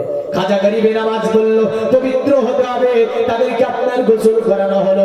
এক পূজা মণ্ডপীতে 70 অধিক মানুষ খাজা গরিবে নামাজের কাছে প্রহিত থেকে নিয়ে জনগণ আপনার বসে গিয়েছে। বলে এই ফকিরটা কি এমন মন্ত্র পড়ে? ওই মন্ত্রটা আজকে শুনবো, যে মন্ত্র পাঠ করার পরে জীবনে কোনোদিন ওদের দুধ গলা মিঠাই দিয়ে পূজা দিলাম, কোন বড় বড় পুরোহিত আনলাম, কোন পুরোহিত আজ পর্যন্ত এই মূর্তিকে খাওয়াতে পারলো না। আর এই লোকটা এমন কি বললো যে আপনার সঙ্গে সঙ্গে মাটির মূর্তি আপনার ওই মিঠাই ভক্ষণ করলো। দেখবো কি মন্ত্র বলবে। আল্লাহর ওলি আপনার খাজা গরিবে নামাজ এ ভারতের সরজমিনে তিনি আপনার ইসলামকে কায়েম করছেন, কত সুন্দর করে দেখেন। তিনি আপনার বলছেন শোনো, তোমরা একই সঙ্গে পড়ো লা ইলাহা ইল্লাল্লাহ, লা ইলাহা ইল্লাল্লাহ, লা ইলাহা ইল্লাল্লাহ মুহাম্মাদুর রাসূলুল্লাহ সাল্লাল্লাহু আলাইহি ওয়াসাল্লাম। এটা হচ্ছে ইসলামের প্রথম মন্ত্র, যার মাধ্যমে আমরা হাদিসেও দেখতে পাই। যেমন হাদিসে জিবরিল আছে, আমরা ইসলামাতের একজন ব্যক্তি রাসূলুল্লাহর কাছে আচানক আসলো, আসার পরে নবীকে বলল আখবারানি আনিল ইসলাম ইয়া মুহাম্মদ সাল্লাল্লাহু আলাইহি ওয়াসাল্লাম, অতএব আপনি ইসলাম সম্পর্কে বলুন। আমার নবী বললেন ক্বালা রাসূলুল্লাহ সাল্লাল্লাহু আলাইহি ওয়াসাল্লাম আন্না তাশহাদু আল্লা ইলাহা ইল্লাল্লাহ ওয়া আন্না মুহাম্মাদার রাসূলুল্লাহ, তুকিমুস সালাত ওয়া তুতিজ যাকাত ওয়া তাসুমু রমাজান। আল্লাহ নবী বললেন ইসলামের প্রথম নম্বরে যেটা হলো সেটা হচ্ছে লা ইলাহা ইল্লাল্লাহ মুহাম্মাদুর রাসূলুল্লাহ সাল্লাল্লাহু আলাইহি ওয়াসাল্লাম। দ্বিতীয় ধাপে হচ্ছে তুকিমুস সালাত, নামাজকে কায়েম করা। তৃতীয় ধাপে আল্লাহ নবী বললেন তুতিজ যাকাত, যাকাত আদা করা। চতুর্থবারে নবীজি বললেন তাসুমু রমাজান, রমজান শরীফের রোজা রাখা। পঞ্চম নম্বরে নবীজি বললেন ওয়া তাহাজ্জাল বাইতা, আর যদি অর্থটাকে হজ করতে যাওয়া। ওই ব্যক্তিটা বলল সাদ্দাকতা ইয়া রাসূলুল্লাহ, ও নবীজি আপনি সত্য কথা বলেছেন। আল্লাহর নবীর কাছ থেকে ওই ব্যক্তিটা যখন চলে গেল, ফেরেশতারা আল্লাহর নবীর সাহাবীরা বলছে ইয়া রাসূলুল্লাহ এই ব্যক্তিটা কে ছিল? নবী বলে তাকে চিনতে পারোনি? বলে না। আল্লাহর নবী বললেন ইনি অন্য কেউ নয়, ইনি হচ্ছে আল্লাহর রহমতের ফেরেশতা জিবরাইল আলাইহিস সালাম। আর এ বলল কলেমা নাকি 6 মাস ধরে খুঁজেই পাইনি। কি করবো ভাই? কলেমা নাকি নাই, একাধিক জায়গায় কলেমা লেখা আছে হাদিসে, হাদিসে একাধিক জায়গায়। কোরআনে একসঙ্গে যদিও নাই, কিন্তু আল্লাহ পাক কলেমার কথা সুন্দরভাবে বলেছেন ফাতালাক্কা আদামু মির রাব্বিহি কালিমাতিন ফাতাবা আলাইহি ইন্নাহু হুয়াত তাওয়াবুর রহিম। তাফসীর রুহুল বায়ানে লেখা আছে ইয়া রাব্বি আসআলুকা বিহাক্কি মুহাম্মাদিন সাল্লাল্লাহু আলাইহি ওয়াসাল্লাম। ওই সময় আল্লাহ বলেছিল ইয়া আদম কাইফা আরাফতা মুহাম্মাদিন সাল্লাল্লাহু আলাইহি ওয়াসাল্লাম, এ আদম তুমি যে মুহাম্মদের ওসিলা দিয়ে আমার কাছে দোয়া চাইছো, তাহলে মুহাম্মদ সাল্লাল্লাহু আলাইহি ওয়াসাল্লামকে কেমন করে চিনলে? তা আদম বলেছিল ইয়া রাব্বি লাম্মা খালাকতানি বিয়াদিকা নাফাকতু ফী মির রূহিকা, আল্লাহ তুমি আমাকে তৈরি করার পরে আমার মধ্যে যখন রূহকে প্রদান করলে আমি আদম আলাইহিস সালাম জীবিত হলাম, অতঃপর আমি রাফা রাসি আলা কামিল আরশে মাকতুবান লা ইলাহা ইল্লাল্লাহ মুহাম্মাদুর রাসূলুল্লাহ সাল্লাল্লাহু আলাইহি ওয়াসাল্লাম। আরশের উপরে আমি লেখা রেখেছিলাম, আরশের উপরে এই মন্ত্রটাই লেখা ছিল। জোরে বলেন সুবহানাল্লাহ। সুবহানাল্লাহ। আরে কানা বলছে যে 6 মাস ধরে খুঁজে খুঁজে নাকি কলেমাই পাইছে। হ্যাঁ, তাহলে ও খুঁজতে খুঁজতে মরবে, আমরা পড়তে পড়তে মরবো। কে জান্নাতে যাবে? হ্যাঁ, কেউ যদি খুঁজতে খুঁজতে মরে যায় তো পাইনি, তো খুঁজে খুঁজে মরে গেছে। তার মানে কলেমা খুঁজে খুঁজে মরে গেছে, মানে মরার সময় কলেমা হয় নি। আর আমরা কলেমা পড়তে পড়তে মরে যাব। তা কলেমা পড়তে পড়তে যারা মরবে তাদের জন্য রাসূলের বাণী আছে, তারা জান্নাতে যাবে। জোরে বলেন সুবহানাল্লাহ। রাসূলের দোয়া আছে, তারা জান্নাতে যাবে। আর যারা খুঁজতে খুঁজতে মরে যাবে। এ বলছে এ পেলাম না ও পেলাম না, তো খুঁজ আর আমি কি করবো? ও খুঁজে যাবে আর আমি পড়ে যাব, ও খুঁজে যাবে আর আমি মেনে যাব, ও খুঁজে যাবে আর আমি ভক্ষণ করবো। জোরে বলেন সুবহানাল্লাহ। তো খুঁজে খুঁজে বল, আমরা খেয়ে বেঁচে থাকবো। অনেক কিছু এমন সমাজে রয়েছে। যাই হোক, আয়াত পড়েছিলাম ইন্নাদ দীনা ইনদাল্লাহিল ইসলাম।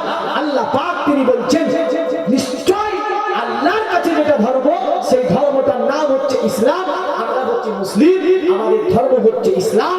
আমরা হচ্ছে দুনিয়ার জমিনে উত্তমতম জাতি রূপে যাদেরকে স্বীকৃতি দিয়েছে আমার আল্লাহ, তারাই হচ্ছে আপনার এই জাতি। আমাদের কাছে রয়েছে আল্লাহ পাকের কোরআন, আমাদের কাছে রয়েছে রাসূলুল্লাহর হাদিস, আর আমরা খাজা গরিবে নামাজের নজরে আছি। জোরে বলেন সুবহানাল্লাহ। এটা শেষ দুটি শেষ, যেহেতু ভারতের আমরা নাগরিক, আমরা সুন্নি মুসলমান। জোরে বলেন কি না? আমরা সুন্নি মুসলমান, আমরা সুন্নি মুসলমান। জোরে বলেন।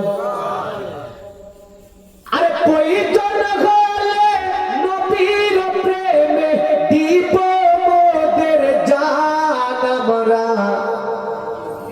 জান দেওয়া যাবে না? যাবে না? হ্যাঁ, জান দেওয়া যাবে। আরে প্রয়োজন হলে নবীর প্রেমে দিব মোদের জান। আমরা সুন্নি মুসলমান, আমরা সুন্নি মুসলমান। আরে ভারতের রাজা আজমির খাজা, তিনি তো মোদের সাহারা। জোরে বলেন। আরে ভারতের রাজা আজমির খাজা, তিনি তো মোদের সাহারা। তাছাড়া হরদম গৌসে আজম দিচ্ছেন মোদের পাহারা। ও গো দিচ্ছেন মোদের পাহারা। এই যে পিঠা হয়েছে না, বলেন তো, এই যে জাতি বলছে বাদর মার্কা কোথা থেকে চাপ দিয়ে এসেছে, খাজা গাজা খাই। নাউজুবিল্লাহ বলে। হ্যাঁ, আল্লাহ বলছে খাজা গাজা খাই, এই কথা বললি তো থাম, কি অবস্থা তোর করি না দেখ, তো হয়ে যাচ্ছে। আর খাজা গরিবে নামাজ তিনি মাত্র 40 জনকে নিয়ে আসলেন, পুরা ভারত তো ভারত, দিল্লি পর্যন্ত কাঁপিয়ে দিল। সুবহানাল্লাহ বলবেন না? 40টা ব্যক্তিতে দিল্লি পর্যন্ত কাঁপিয়ে দিল। দিল্লিতে এত মামলা আদালত রায়, এ ও প্রশাসন গুলি, এ ও তীর ধনুক বললাম, কিচ্ছু করতে পারল না। হ্যাঁ, শেষ পর্যন্ত বাধ্য হয়ে মিশর গিয়ে জাদুকার এনে জাদুকারে কালেমা পড়ে এলো। হায় হায়, ভারতের রাজা এমন বিপদে পড়লো 40টা মানুষের কাছে। আর এখন আমরা 40 নয় 45%-এরও বেশি মুসলিম। আর ওরা বলে যে এরা 25% আছে। তোমার কথা বলে কোনো নয়, 25% আছে। কেন বলে? আলহামদুলিল্লাহ, দেখেন এক বস্তা সিমেন্ট দান করবে, আল্লাহ দানকে কবুল ও মঞ্জুর করে নিন। হায়াত দারাজ করুন, দুনিয়াতে সুস্থ রাখুন। আব্দুর রহমান, রহমান বলবেন না, আব্দুর রহমান বলবেন। আব্দুর রহমান এক বস্তা সিমেন্ট দিয়ে আল্লাহ আব্দুর রহমানের এই দানকে আপনি কবুল ও মঞ্জুর করুন। সকলে বলুন। তো শেষ কথা এটাই শেষ কথা। কবি বলছে কি? আরে ভারতের রাজা আজমির খাজা, তিনি তো মোদের সাহারা। তাছাড়া হরদম গৌসে আজম দিচ্ছেন মোদের পাহারা। ও গো দিচ্ছেন মোদের পাহারা। আরে আমরা সুন্নি মুসলমান, আমরা সুন্নি মুসলমান। আল্লাহ পাক আপনাকে আমাকে দুনিয়ার জমিনে সকলকে ইসলামের ছায়া তলে শান্তিময় জীবন যাপনের তৌফিক দান করে। সকলে বলুন আল্লাহুম্মা আমিন। এতক্ষণ ধরে যাহা কিছু আলোচনা করলাম ভুল ভ্রান্তি মার্জনীয়, এমন করে আল্লাহ রাব্বুল আলামিন আপনাকে আমাকে রাসূলের ভালোবাসা, রাসূলের প্রেম, রাসূলের মহব্বত নিয়ে ওলিয়া উলিয়ার সোহবত থেকে 5 ওয়াক্ত নামাজ পৃথিবীর জমিনে প্রতিষ্ঠা প্রতিষ্ঠিত করে ঈমান আমল সঙ্গে নিয়ে ভয়াবহ করে যাবার তৌফিক দান করে। সকলে বলি আল্লাহুম্মা আমিন। ওয়া আখিরি দাওয়ানা আনিল হামদুলিল্লাহি রাব্বিল আলামিন। বলার মধ্যে ভুল ত্রুটি মার্জনীয়। আসসালামু আলাইকুম ওয়া রাহমাতুল্লাহি ওয়া বারাকাতুহু। একটু নবীকে সালাম। ইয়া নবী সালাম